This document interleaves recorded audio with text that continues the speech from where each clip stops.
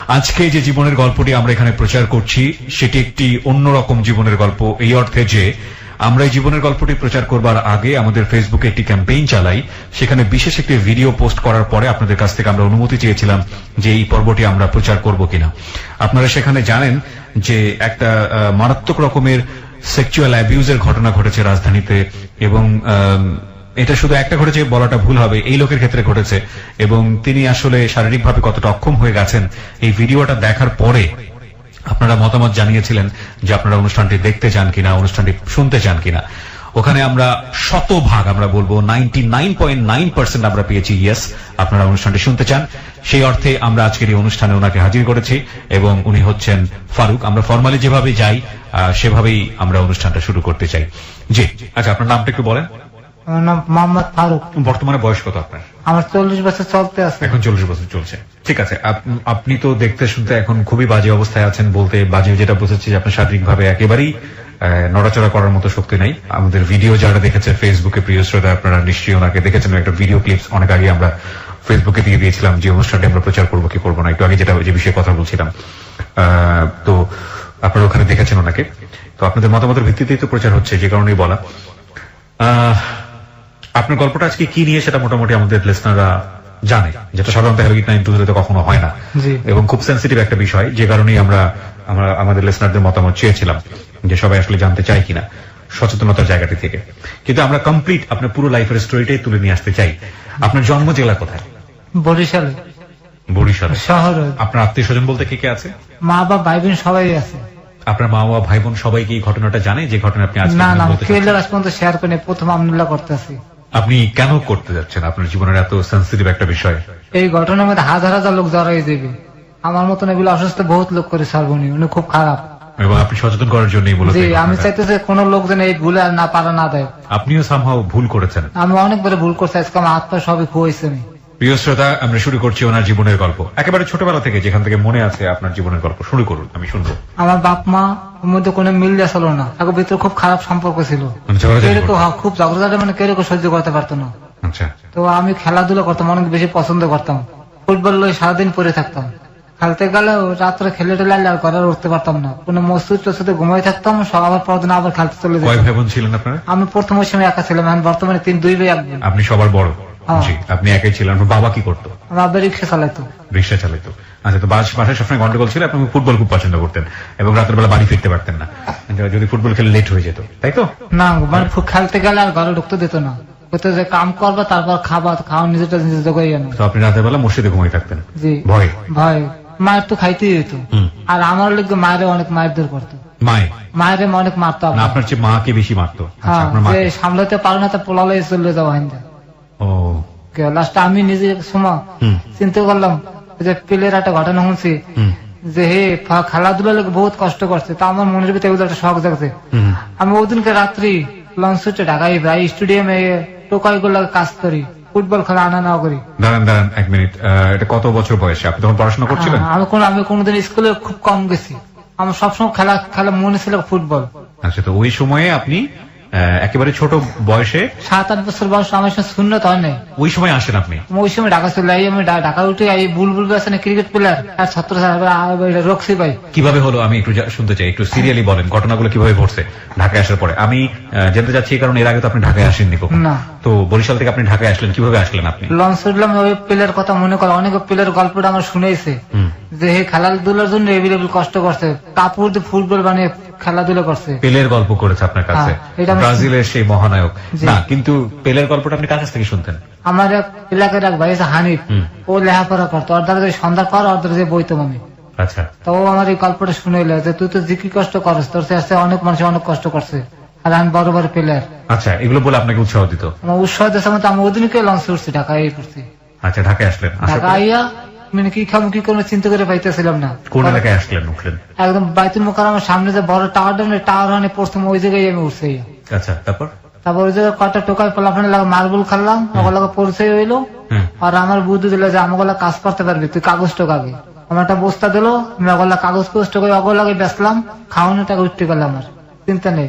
পরে যেখানে ওই যে 24 তলাটা ওই সাইডে জুলাস ভাই, লিটন ভাই নামে দুজন, আর মজিবার ভাই, ফকিরে বলেন মজিবার ভাই, তারা মনে করেন হ্যাঁ কিছু কিছু লোকজন ফুটবল খেলতে, বৃষ্টি বৃষ্টি নামলে মানুষের চোরে কাপড় চোপড় লয়ে যেতে, আমার বাবা করতে কাপড় চোপড় যাতে বইতে ধরে নাস্তা খাওয়াবো, মানে কাপড় চোপড় দেখার জন্য। দেখার জন্য আমি বই থাকতাম, নাস্তা খাওয়ালে খুব ভালো পেতাম আমরা সবাই। আচ্ছা, মানে এগুলো বসে বসে পাহারা দিতেন? পাহাড় দিতাম, হ্যাঁ লাগো খেলাধুলার চেষ্টা চালাই দিতাম, মিস করে বই থাকতাম না। বেলাল ভাই এমন আছে স্টেডিয়ামে, এমন বেলাল ভাই, আচ্ছা আচ্ছা, হে আমার খুব ভালো পেতো।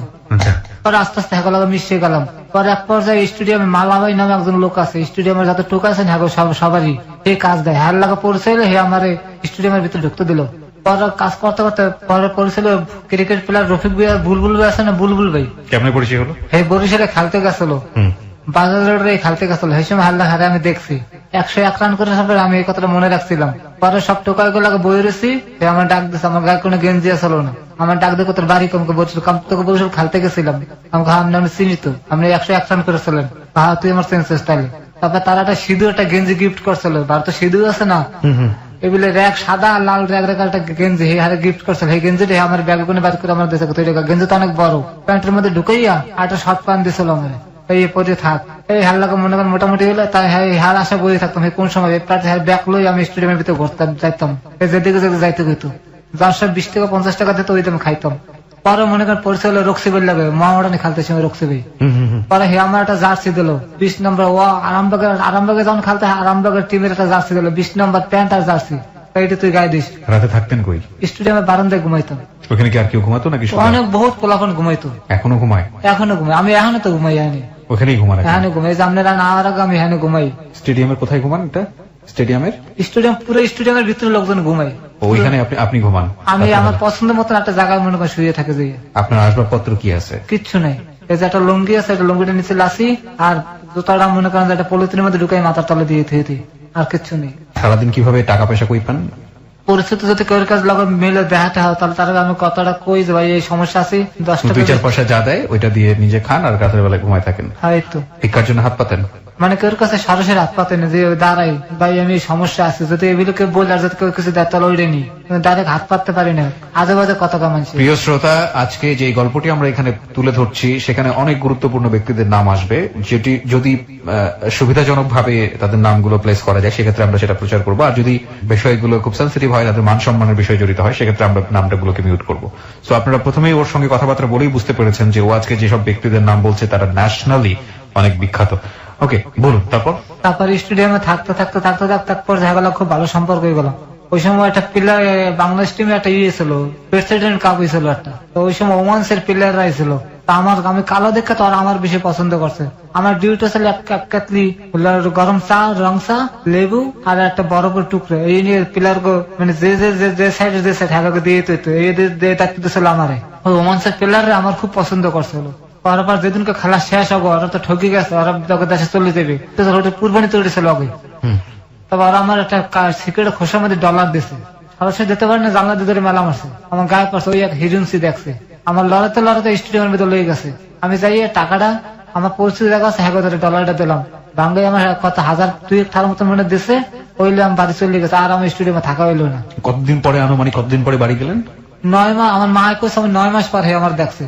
9 মাস পরে বাড়ি গেলেন, এই এতটুকু টাকা নিয়ে 9 মাস পরে। 9 মাস বাড়ির কথা মনে পড়তো না? মনে পড়তো না আমার, খালি মনের মধ্যে সব প্লেয়ার সবল খালি খেলাধুলা পড়ে থাকতাম।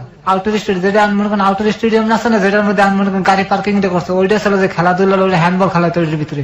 ওইটার মধ্যে বেলাল ভাই আমাকে কাবাডি খেলার লোক টোকাই গুলো একটা টিম করছিল, টোকাই টিম কাবাডি, এটার মধ্যে আমি খেলছি। তারপর পাইনিয়ার খেলছি, আমি অনেক ঢাকা লাগালার বিভিন্ন জায়গায় খেলতে যাইতাম, ছোট মানুষ কিন্তু আমি মনে করেন মিডফিল্ডে খুব ভালো খেলতাম, আমার সবাই লয়ে যেত লক্ষ্য করিয়া, খালি মনে একটা আশা প্লেয়ার পারলাম না। ঠিক আছে, শুনি আমরা। 9 মাস পরে বাড়ি গেলেন, তারপর? বাড়ি যাই মনে করেন মা বাবার লাগে মেসতো কেমন জানি ঢাকার কথা ভুলে গেলাম। পরে এক পর্যায়ে মনে আমার হানিফ কাকে তুই ঢাকার কি অবস্থা, তুই তো গেলে জিত করে প্লেয়ারই দেখাবি আমাকে, ওই যে লোকটা আপনাকে পেলের কথা বলছে। তোর ঘটনা তুই তো মনে করেন হ্যাঁ সব ভুলে গেলি। আবার আমি লঞ্চ উঠলাম, ওর কত লগ আমি লঞ্চ উঠছি, আমার তো ভাড়া লাগে না, লঞ্চ উঠতে আবার ঢাকাইলাম, আবার মনে করেন হ্যাঁ রইলাম। এক পর্যায়ে একজনের লাগে পরিচয় হইলে, football player police team IG team আছে, আইজি টিমের সেলিম স্যারের লাগে পরিচয় হইলো, আমরা তো টিম রাখছি, তা তুই আমাকে টিমের লাগে থাকবি, তোরা বেতন দেবো, খাওয়া হলে আমাকে লাগে সব। এই আমি হ্যার কথা মতন উত্তরে চলে যাই, হ্যাঁ লাগে থাকতে থাকতে থাকতে থাকতে একজন মনে করেন আইজি টিমের যে গোলকিপার ইমরান ভাই, আমার এবিলে জীবন মানুষের কারে না, তুই ড্রাইভিং শিখ। আমি কোন হয় কথা ঠিক করছেন, আমার বুঝালে যে এই সমস্ত কাম করে তোর জীবন চলবে না, প্লেয়ার তুই হইতে পারবি না, সবার কপালেই নাই। সবাই যদি প্লেয়ার কি খুব ভালো খেলতেন আপনি? হ্যাঁ, আমি মিডফিল্ডে খুব ভালো খেলতাম, বানাই বল বানাইনি, আমরা অনেক ভালো ভালো পারতাম, খুব ভালো বল বানিয়ে দিতে পারতাম। গাড়ি পাওয়া ছিল না কিন্তু আমার, কিন্তু আমি এই জিনিসটা খুব ভালো পারতাম। আচ্ছা, তো আপনাকে কে পরামর্শ দিল? ইমরান ভাই, উনি হচ্ছে যে আইজি টিমের গোলকিপার। আচ্ছা, আপনার কত বছর বয়সের দিকে আনুমানিক মনে আছে? 9-10। কত সালের দিকে মনে আছে? ড্রাইভারই কথা পরামর্শ দিল আপনাকে? এটা 95-তে পরামর্শ দিল। তারপর পরে আমি বললাম ঠিক আছে। আমি আবার বরিশাল আইলাম, আই আমাকে বাসাতে কোর্টের সামনে অনেক ডিসি গাড়ি ঘুরে, ডিসি এডিসি জেনারেল গাড়ি ঘুরে থাকে তো, হ্যাঁ যে ক্লিনার সে খুব দুর্বল, একটা গাড়ি বেশি দুটো গাড়ি ধুতে পারে না, শুকনো মানুষ তো। আমার যে ওস্তাদ বর্তমানে প্রথম যে ওস্তাদ আমার দেখা কথা ঠিক গাড়ি দিতে পারবো। প্রথম দিন আমার একটু গাড়ি চালানো আকপিস করালো, আমি লোভে পড়িয়ে গেলাম, আমি গাড়ি চালাতে পারি। পরের দিন আমি নিজেই মনে করেন গাড়ি চাবি লই, গাড়ি চালাই ভেঙে চুরি গাড়ি লই, গাড়ি গাড়ি থুয়ে বাস পলাইছি। ডিস্ট্রিক্ট নাজির আমার খোঁজে গাড়ি বাংলা কামনে ডিস্ট্রিক্টের গাড়ি। আমি যে মনে করেন বাসায় বই দিছি, পরে হারে হারে কামনে কামনে এটা ম্যানেজ করছে করে আমার খবর দিছে, তোর কোন সমস্যা নাই, কারণ লোক তো নাই, গাড়ি দেয় কেটা। তো এর মধ্যে একটা ঘটনা হচ্ছে, রহমান বিশ্বাস আছে না, প্রেসিডেন্ট আছে, উনি বরিশালে গেছে সার্কিট হাউসে, গাড়ি দেওয়ার লোক নাই, আর আমি তো মনে ভয় পলাইছি, কারণ গাড়ি দেওয়ার লোক নাই, ওনার তো চাকরি যাওয়া অবস্থা, আর প্রেসিডেন্টের গাড়ি অপরিষ্কার। পরে আমার কাছে সবকিছু বুঝলে আমার খবর দিছে, যাওয়ার খবর দে। পরে আমি আর গাড়িটা ধুয়ে দিয়ে ই করছে, তার মিট হয়ে গেছে জিনিস। আস্তে আস্তে ড্রাইভিং শেখানো, ম্যাজিস্ট্রেট আপনাকে কে শেখালো? আমার যে শুকনো ওস্তাদে, যে খুব দুর্বল, বেশি শিখে না, খালি একটু আকপিস করা শিখেছে, ওর মধ্যে আমি মনে করেন যে পুরোটাই করে লেছি। পরে মনে করেন যে লাইসেন্স করতে পারি না, এই যে ম্যাজিস্ট্রেট মাহবুব স্যার আসলো, ওনার আমার একটু ভালো সম্পর্ক হয়েছিল। আচ্ছা, কিভাবে সম্পর্ক হলো? ওই যে উনি যখন অফিসে যান মনে করেন ঢোকেটাকে সালাম দিতাম, আর মনে করেন ব্যাগটা ধরে নিয়ে রুমের মধ্যে লয়ে যেতাম লক করে, হয়তো মনে করেন উনি আমার খুব ভালো পাওয়া শুরু করলো। পরে উনি ওনার ডিউটি পড়লো লাইসেন্সের এডি আছে না, ভেহিকেল ইন্সপেক্টর, এই ভেহিকেল ইন্সপেক্টর তো ঘুষ খায়, ঘুষ খাওয়া বন্ধ করার লোক ওনার এডিএম স্যার ওনার ওখানে দিল, তুমি ইন্টারভিউ নাও। পরে আমি যে স্যার দিলাম, স্যার আমি তো মনে করেন লেখাপড়া জানি, আমি কেমন কি করবো স্যার, গাড়ি চালাই দেখাতে পারবো কিন্তু লেখাপড়া কাম পারবো না স্যার। আমি তোমার ফর্মটা আমার দাও, এই ফর্ম গুলো নিজে দাগাইয়া দিয়ে দিছে, কাজ যা তুমি ফিল্ড টেস্টে থাকো খালি। এই ফিল্ড টেস্ট আমার গাড়ি দিছে, এডিএম স্যারের গাড়ি আমার দিছে। আমি সামনে গেছে দেখাইছি, আমার কাছে আর লাগবে না, যাওয়াইছে, আমার লাইসেন্স হয়ে গেছে। তারপরে ঢাকায় ঢুকলাম, এক বড় হারুন ভাই নামে এক লোক দ্বারা আইলাম, চাকরি করে উত্তরায়, এক আদমের চাকরি দেয় প্রথম আমার। কিসের চাকরি? আদম আদম ব্যবসায়ী। হ্যাঁ, চাকরি দেয়। এই চাকরি দিয়ে শুরু করলে বিমানের ক্যাপ্টেনের চাকরি দিলাম, হিন্দি, মানে 10 দিনের মধ্যে আমার ইয়ে হয়ে গেল। চালান দেখে ক্যাপ্টেন কা তুমি আমার গাড়ি চালাবো। ওনার সঙ্গে পরিচয় হলো কিভাবে আপনার ক্যাপ্টেনের সঙ্গে? ক্যাপ্টেনের বাসায় আদম ভাড়া থাকতো। সমস্যা হচ্ছে আপনার? না ভাইয়া, চোখ দিয়ে পানি পড়তেছে যে, মানে কোনোদিন সামনে সামনে হয়নি তো ভাইয়া। কোনো সমস্যা নাই, আপনি আরামসে বলেন, রিল্যাক্সলি বলেন, দরকার হলে আরো সময় নেন। আপনি ক্যাপ্টেন হিসেবে আমার নিয়ে বিমানের ক্যাপ্টেন না চলো, হ্যাঁ ডিউটি করতে রইলাম আস্তে আস্তে আমার মানে পরিবর্তন হইতে গেছে। পারলাম এবি ব্যাংকে চাকরি, মানে খুব দ্রুত আপনার উন্নতি হচ্ছে, খুব দ্রুত আমার চাকরির পরিবর্তন হইতেছে। ওর উত্থানটা বুঝতে পারছেন, মানে একেবারে গ্রামের রজপাড়া গায়ে থেকে উঠে এসে ও কিভাবে ড্রাইভিং শিখে বড় বড় গুণী মানুষদের ড্রাইভার হয়েছে, গাড়ি ড্রাইভার, এবং ওর উত্থানটা আপনারা দেখতে পাচ্ছেন যে কত ড্রামাটিক্যালি, কত দ্রুত। আচ্ছা বলুন তারপরে আমি একদিন মনে করেন যে ম্যাডামের স্যারের যে বউ, বেবি ব্যাংকের স্যারের বউ, উনি খুব রাগী মানুষ, ওনার আমার কথা কাটাকাটি গাড়িতে বইয়া। আমি ক্যান্টনমেন্ট মনে করেন যে আমি ইসিয়া ধরছিলাম, আজমপুর একটা কমিটি সেন্টার আছে, ওই কমিটি সেন্টার দাওয়াত খাইতে আছে, তার স্যারের আমরা লইয়া তারপরে এক লগে দাওয়াত খাইতে যাবো। কিন্তু ম্যাডাম আমার এমন ভাবে মনে করেন ঝগড়া লেগে যায় গাড়ির ভিতরে বইয়া, ঝগড়া লেগে গেছে, হ্যাঁ ঝগড়া লেগেছে, কিন্তু আমি সহ্য করতে পারবো, হে কইতে স্যার আমি গাড়ি চালাইতে আছি।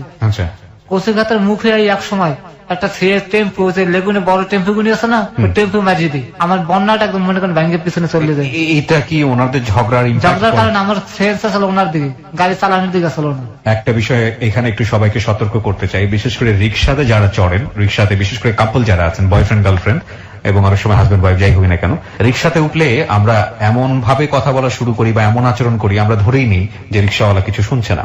একইভাবে সিএনজিতেও আমরা এই ধরনের আচরণ করি অনেক সময়, এবং গাড়িতেও, কিন্তু অত্যন্ত সেন্সিটিভ বিষয়গুলো আমরা অনেক সময় এই জায়গাগুলোতে করে ফেলি এবং আমরা ধরেই নিই যে তারা আসলে কিছু শুনছে না, কিন্তু তারা শোনেন। এই তৃতীয় পক্ষকে আমরা অস্বীকার করি, আসলে অস্বীকার করার কিছুই নাই এবং এটা তাদের উপরে ইম্প্যাক্ট ফেলে এবং এই যে অ্যাক্সিডেন্টের কথা বললো, এরকম অ্যাক্সিডেন্ট হওয়ার হামেশাই হয়। সুতরাং গাড়িতে উঠে যত সম্ভব নিজেদেরকে কন্ট্রোলে রাখুন, এবং এটা আপনার জন্যই ভালো। বলুন তারপর। পরে অ্যাক্সিডেন্ট করার পর স্যারে আমার অনেক ভালো জানতো, উনি আমার খুব পছন্দ করতো। স্যারে উনি ডিউটি 2 মায়ের স্কুলে না আনা, উনি গাড়ি পেতেন, উনি এর গাড়ি পেতেন না। আচ্ছা। ব্যাংকের গাড়ি কিন্তু উনি গাড়িতে উঠতে পারতো, উনি বাসে যেত। পরে মনে করেন ম্যাডাম এলে ঝগড়া অর্ডার করে গাড়িটা যে মই করলাম, স্যারে আমার খুব খেপি করে। পরে ওই আমার টাকা পয়সা দিলে লাইট লুট কিনে, আর আমি চিন্তা করলাম কি আমার মনে হয় চাকরি নাই, আমি লাইট লুট কিনে দিই আর কিছু টাকা আমাদের রাখে দিয়া আমি গেছি স্যার আমি চাকরি করবো না।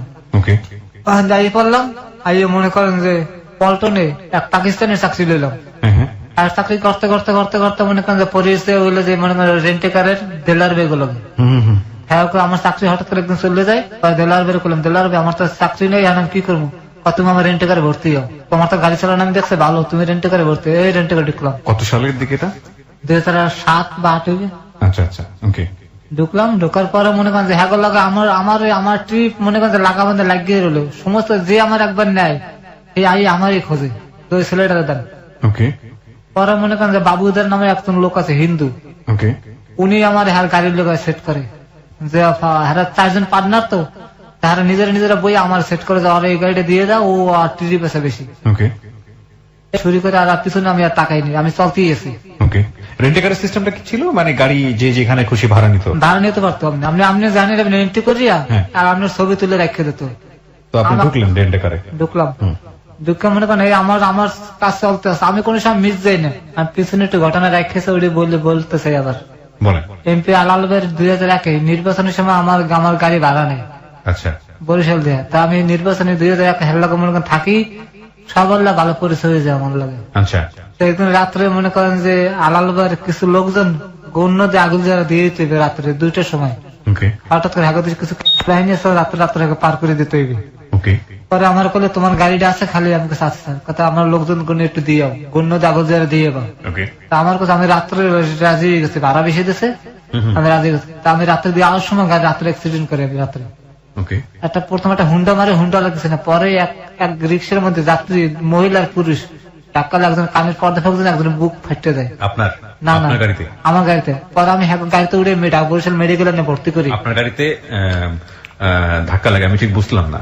মানে হ্যাঁ, যাত্রী নামে দেওয়ার সময় রাত্রে আমি প্রথম একটা হুন্ডা অ্যাক্সিডেন্ট করে, তা ভয়ের ঠাল আমি গণ্য ইসে ঢুকি, উজিরপুর ঢুকি, অবিবের এলাকা, অবি এলাকায় ঢুকে। তো ওই এলাকা আমার লোকজন আছে, আমি সিনিয়র ইলেকশনের সময় সবাই আমার কিছু করতে পারবে এই চিন্তা ছিল মাথায়। ওই এলাকা যখন ঢুকছি না, তখন খুব বড় একটা রিক্সা, আপনি নাড়া আছে না ধান, এই ধান কেটে রাস্তার মধ্যে ফালাই রাখছে। তো ওই রিক্সাওয়ালারা মনে খুব সম্ভব আমার গাড়ি চালানোর মতো, যেটা আমি বুঝতে পারতেছি, রিক্সাওয়ালারা মনে যাত্রী করছে রিক্সা ঘুরাও, তা রাস্তা তো ছড়ে 2 পাশে নাড়া ফালাই রাখছে, রাস্তা কোনো কম কমে গেছে রাস্তা। তা আমি তো মনে করেন টাইনে যাইতে আসছি, আমার শহর উঠতে হবে। ওই রিক্সাওয়ালা করছে হঠাৎ করে গাড়ি ঘুরিয়ে ফেলেছে, আর আমি মারি দিচ্ছি রিক্সাটাকে। ওই যাত্রী 2 জন পড়ে গেছে, মহিলা একটা পুরুষ, দুজন হিন্দু। পরে একদম মনে করেন আমি গাড়িতে তাকে উঠলাম, বললাম খবরদার করে ধরবেন না, এটা এমপি সাহেবের গাড়ি, যাও আমরা বুঝবো। আপনার গাড়িতে রুগী উড়ে দেন, আমি লয়ে যাই আগে। এই দুজন আমি উড়ে বরিশাল মেডিকেলে নিয়ে ভর্তি করে আমি গাড়ি পলাই পড়ি। আয়ার পর রাত্রে বিকেল 4টার সময় দুজন মারা যায়। পারলাম না, বাঁচাতে পারলাম, চেষ্টা করছে, কোন ড্রাইভার আজ পর্যন্ত রিক্স লয় না, যে রুগী লইয়া মেডিকেল ভর্তি করছে। আমার কাগজপত্র দেখে ম্যাজিস্ট্রেট আমার জামিন দিয়ে দিছে। ম্যাজিস্ট্রেট জামিন দিয়ে দিল মানে? ঠিক বুঝলাম না, আপনাকে ধরছিল নাকি? আমি সারেন্ডার করছিলাম। কেন? আমার নামে তো মামলা হয়েছে এই রোগী তুলার কারণে গাড়িতে। হ্যাঁ, না না না, আমি গাড়ি অ্যাক্সিডেন্ট করছি না, গাড়ির নাম্বারটা আমার গাড়ি হুদ্দে জব্দ হয়ে গেছে। আচ্ছা। থানা ধরে হয়ে গেছে। আচ্ছা। নেওয়ার পর আমার নাম মামলা হয়েছে, বাপ ঠিক না, একজন ধরা পড়ছে, আমার হেল্পারটা ধরা পড়ছে। সবকিছু করে দিয়েছে, আর কোর্টের পিছনে বাসা মতো সবাই ছেলে। মামলার পরে আমার মামলায় লেখে দিয়ে গেছে পুলিশ দারোগা ইমরান স্যার, ভালো আসলো, যে ড্রাইভার চেষ্টা করছে, যে বাঁচানো পারে নাই, মেডিকেলে ভর্তি করছে, এই কথার উপরে আমার জামিন হয়েছে। তা আমার যে উকিল ছিল, এ কথা স্যার এই ছেলে যদি খারাপ হতো তাহলে রুগী মেডিকেল আনতে না, রাস্তায় ফেলাই থই হতো। আর চেষ্টা করছে, বাঁচানো পারেনি, এই জামিন হয়ে গেল। পরে আল্লাহ জামিনের আগে আমি খুব ভয় পেয়ে গেছিলাম। মানে জামিন ঠিক আপনি জেলে গিয়েছিলেন? না, আমার যাইতে হয়নি, আমি পার্টির লোক একটা মিছিল করিয়ে হেলাইছি। আচ্ছা। যারা উড়িয়ে হেলাবে এত টাকা দেবো। পরে আল্লাহর কাছে প্রার্থনা করলাম, আল্লাহ যদি আমি যদি মাপ পাই তাহলে আমি এটা 3 মেয়ে বিয়ে করবো। মানে আপনি প্রার্থনা করলেন? আল্লাহর কাছে একটা প্রার্থনা করলাম, আমি খালা জামিন পাই। আমি খুব ভয় পেয়ে গেছিলাম যে মনে ও স্বাভাবিক মার্ডার তোমার এই কেসে মনে সাজা আমার এবি লইবে। ওকে, আমি ভয় জানতাম না যে গাড়ি অ্যাক্সিডেন্টের মার্ডার আর ওই ম্যাটার এক না। আচ্ছা, বুঝতাম না আমি। ওকে, পরে আল্লাহ ঠিকই যখন আমি দেখছি আমি জামিন পেয়ে গেছে তখন আমি মনে মনে করছি যে আমি একটা এতিম মেয়ে বিয়ে করবো। পরে আমি বিয়েটা করি, আমি সুন্দরবন লঞ্চের নাম শুনছেন তো আপনি মনে হয়? সুন্দরবন লঞ্চ, জি, হ্যাঁ। এই সুন্দরবন লঞ্চের মালিক আছে জন্টু শেখ, জি, হ্যাঁ চাকরি করতাম আমি। আচ্ছা, কিসের চাকরি করতেন? ড্রাইভিং। ওকে। তো আমার এই প্রায় সময় রাত্রে একটা মোবাইল দিয়ে মিস কল হইতো। অকারণে মিস কল আসতো? হ্যাঁ, অকারণে মিস কল হইতো। আমি কোন সময় ব্যাক করতাম, আমার অবশ্যই আমি কোন সময় ব্যাক করি না। আচ্ছা, তোমার যাতে কথা করিচ্ছে তা তুমি সরাসরি করো। ওকে, কিন্তু সারা রাত বই খালি মিস কল হইতো, সারা রাত বইয়া ঘুমাইতে পারতাম না। পরে এক সময় ব্যাক করলাম, করার পর হাল্লা মাল্লা কথাবার্তা হইলো। আমি জিজ্ঞেলাম তোমার কে কে আছে? আমার কেউ না, বাপ মা না। তখন তো মনে করেন আমার তার প্রতি একটু দুর্বলতা লাগিয়ে গেল। আমি তো এতিম খুঁজে মনে মনে। আচ্ছা, তো ওর নাম কি ছিল?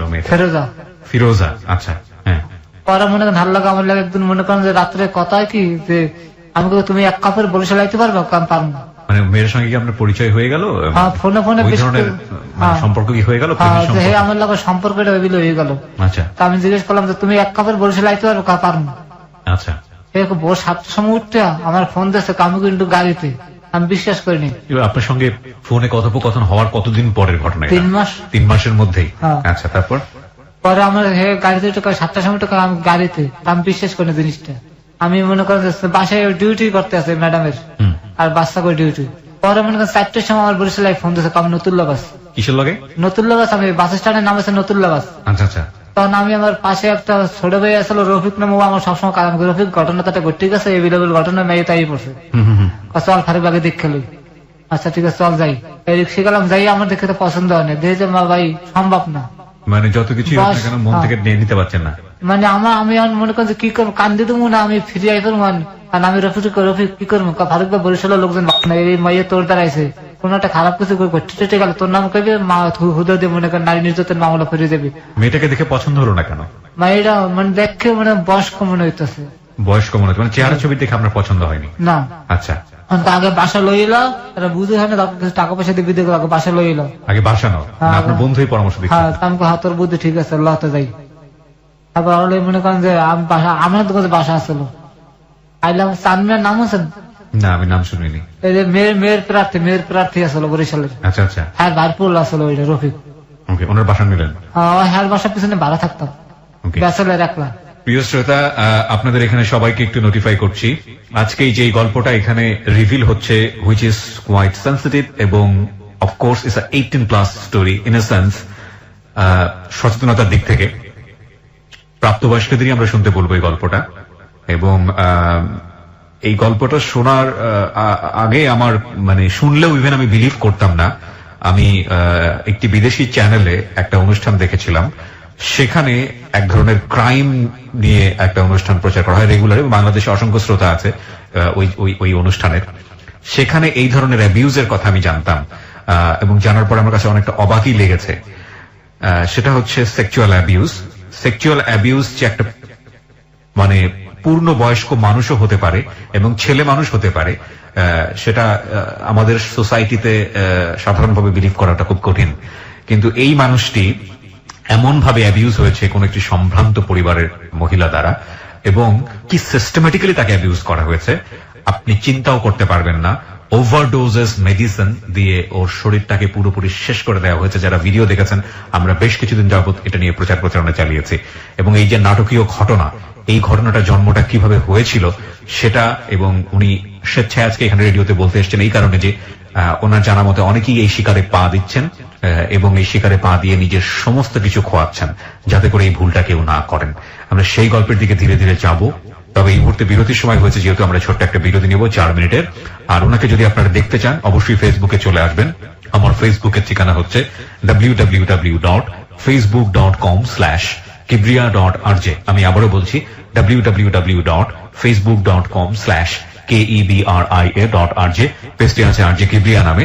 লাইক দিয়ে দেবেন, লাইক দেওয়ার সঙ্গে সঙ্গে আপনি আমার পেজের মেম্বার হয়ে যাবেন। ক্লোজ আপ মনে করিয়ে দেয় জীবনের দুর্দান্ত কিছু মুহূর্ত।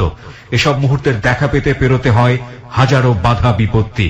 বাধা অতিক্রম করতে গেলে অনেক সময় আসে ব্যর্থতা। চেষ্টা, সাহস, আত্মবিশ্বাস এবং ইচ্ছা শক্তির মাধ্যমেই আমরা জয় করতে পারি সব বাধা, অর্জন করতে পারি জীবনের কিছু দুর্দান্ত মুহূর্ত। ক্লোজ আপ, দুর্দান্ত ফ্রেশনেস, বানায় দুর্দান্ত মুহূর্ত। ফিরে আসছি ঠিক 4 মিনিট পর। Close Up presents Hello 8920. Close Up. The closer, the better. Close Up presents Hello 8920. Close Up. The closer, the better. 4 minute পর আমরা আবারও ফিরে এসেছি ক্লোজ আপ প্রেজেন্স হ্যালো 8920 তে। The closure the better. আমি আরজি কিবরিয়া রয়েছে আপনার সঙ্গে এবং আপনারা শুনছেন এবিসি রেডিও FM 89.2। এখানে আজকে জীবনের গল্প বলার জন্য আছে ফারুক। তার জীবনের যে অবর্ণনীয় গল্প সেটা কিছুটা হলেও আপনারা আজ করতে পারছেন, কিন্তু আমরা সেই গল্পের ভেতরে এখনো প্রবেশ করিনি। আমরা সেখানটায় যেতে চাই ধীরে ধীরে। ক্লোজ আপ মনে করিয়ে দেয় জীবনের দুর্দান্ত কিছু মুহূর্ত। এসব মুহূর্তের দেখা পেতে পেরোতে হয় হাজারো বাধা বিপত্তি। বাধা অতিক্রম করতে গেলে অনেক সময় আসে ব্যর্থতা। চেষ্টা, সাহস, আত্মবিশ্বাস এবং ইচ্ছা শক্তির মাধ্যমেই আমরা জয় করতে পারি সব বাধা, অর্জন করতে পারি জীবনের কিছু দুর্দান্ত মুহূর্ত। ক্লোজ আপ দুর্দান্ত ফ্রেশনেস বানায় দুর্দান্ত মুহূর্ত। আমি আরজি কিবরিয়া রয়েছে আপনার সঙ্গে এবং আপনারা শুনছেন এবিসি রেডিও FM 89.2। এখানে আজকে জীবনের গল্প বলার জন্য আছে ফারুক। তার জীবনের যে অবর্ণনীয় গল্প সেটা কিছুটা হলেও আপনারা আজ করতে পারছেন, কিন্তু আমরা সেই গল্পের ভেতরে এখনো প্রবেশ করিনি। আমরা সেখানটায় যেতে চাই ধীরে ধীরে। ফারুক, আমরা যেখানটায় ছিলাম, ব্রেক নিয়েছিলাম যেখানে, বলুন তারপর। ওই বাসায় তারপর নিয়ে আইলাম, আর পরে আমার তো পছন্দ হয় না। মানুষের জন্য ও কইতেছে যে আমি এতিম মানুষ, এখন যদি আমার ফেরত পাঠায় দাম বাইরে দেওয়া থাকে তাহলে আমার ঘরে ঢুকতে দেবে না। মানুষের কাছে এই ধরনের কথা বলতেছে। আর এলাকার যারা মুরব্বী আর আমার পক্ষে চলে গেল, আর আমার পক্ষে কেউই নেই। তুমি এতিম মেয়ে আনছেন, তোমার বিয়ে করতেই হবে। পরে কি আর করার বাধ্য হয়ে মনে করেন লোকজন ডাকি ঢুকে রাত্রে মনে করেন বিয়ে হয়ে গেল। বিয়ে হয়ে গেল? কত সালে বিয়ে করলেন আপনি মনে আছে? হ্যাঁ, কত সালে? 2009 জুন মাসে। 2009 সালে জুন মাসে? জি। আচ্ছা, 9 তারিখ। আচ্ছা, বিয়ে করলেন আপনি? বিয়ে করার পরে তারপরে আস্তে আস্তে দেখে আমার লাগে প্রতিটা দিনই মনে করেন হেলা আমার লাগে। আমার মা বাবা যেগুলো করতে হেরা অবস্থায় সেইভাবে ঘটনা করতেছে। মানে ঝগড়া? বরিশাল থাকবে না, ঢাকায় ঢাকায় আসবে? ঢাকা তার স্বামী আছে, বাচ্চা আছে, হেতার আমি জানি না। জানলেন কিভাবে? মাতৃত্ব দেখাচ্ছেন না, আপনারা বুঝলেন কিনা জানি না। মাতৃত্ব দেখা, হ্যাঁ, প্রেগন্যান্সি স্পট যেটাকে বলে। হ্যাঁ, ওই দাগ আমি তার শরীরে দেখতে পাই। আমি জিজ্ঞেস করলাম এটা কিসের দাগ? আমার গায়ে খেজুরের রস পড়ছিল। তার মাথাটা মনে করেন যে আমার গা অতটা চিন্তা করিনি। আর পরে আমি ঢাকাই পড়ি আর যে না মার দ্বার কদিন রইলাম, দেখে মা বাবার লাগা যা আছে কইতে আছে। আমি বললাম যাক ঘরে সংসার আগে বাসাই লই আগে, বিয়ে দান করছি তাতে হালাই তো আর দেওয়া যাবে না। ঢাকায় নিয়ে আসি। ঢাকায় মনে করেন এসে রইলাম, রামপুর টিভি সেন্টারের পিছনে ভাড়া রইলাম। ওই সময়টাতে আপনি কি করেন? ওই গাড়ি চালাই, আমার লাগে ভালো ভালো মালিকের লোক পরিচয় রয়ে গেছে। কোন মালিকের গাড়ি চালান নাকি রেন্টে কার চালান? রাতুল লঞ্চের মালিকের গাড়ি চালাই। আচ্ছা, প্রিয় শ্রোতা, আজকে যে গল্পটা ও বলছে ওর যে রেফারেন্স আপনারা শুনেই বুঝতে পারছেন যে কতটা অথেন্টিক এই গল্পটা। ওকে, বলুন তারপর। পরে আমি একদিন মনে করেন যে নর্থ সাউথ ইউনিভার্সিটি 10টা ড্রাইভের একখানে বইয়ে থাকলে গল্প করেন, আমি একদিন প্রতিদিনই গল্প করি। কিন্তু একদিন আমি ওই যে পেটের দাগের কথা জিগেই আমি জিম খেয়ে গেছি। তা আমার এক ছোট ভাইয়ের মতন আমার অনেক পছন্দ করে। ও পেটের দাগের কথা আপনি কাকে জিজ্ঞেস করলেন? ছোট ড্রাইভার ছোট ভাই আরো জিগেলাম যে বাইরে এগুলি পেটে এগুলি দাগ আছে, এটা ঘটনা কি অবস্থা?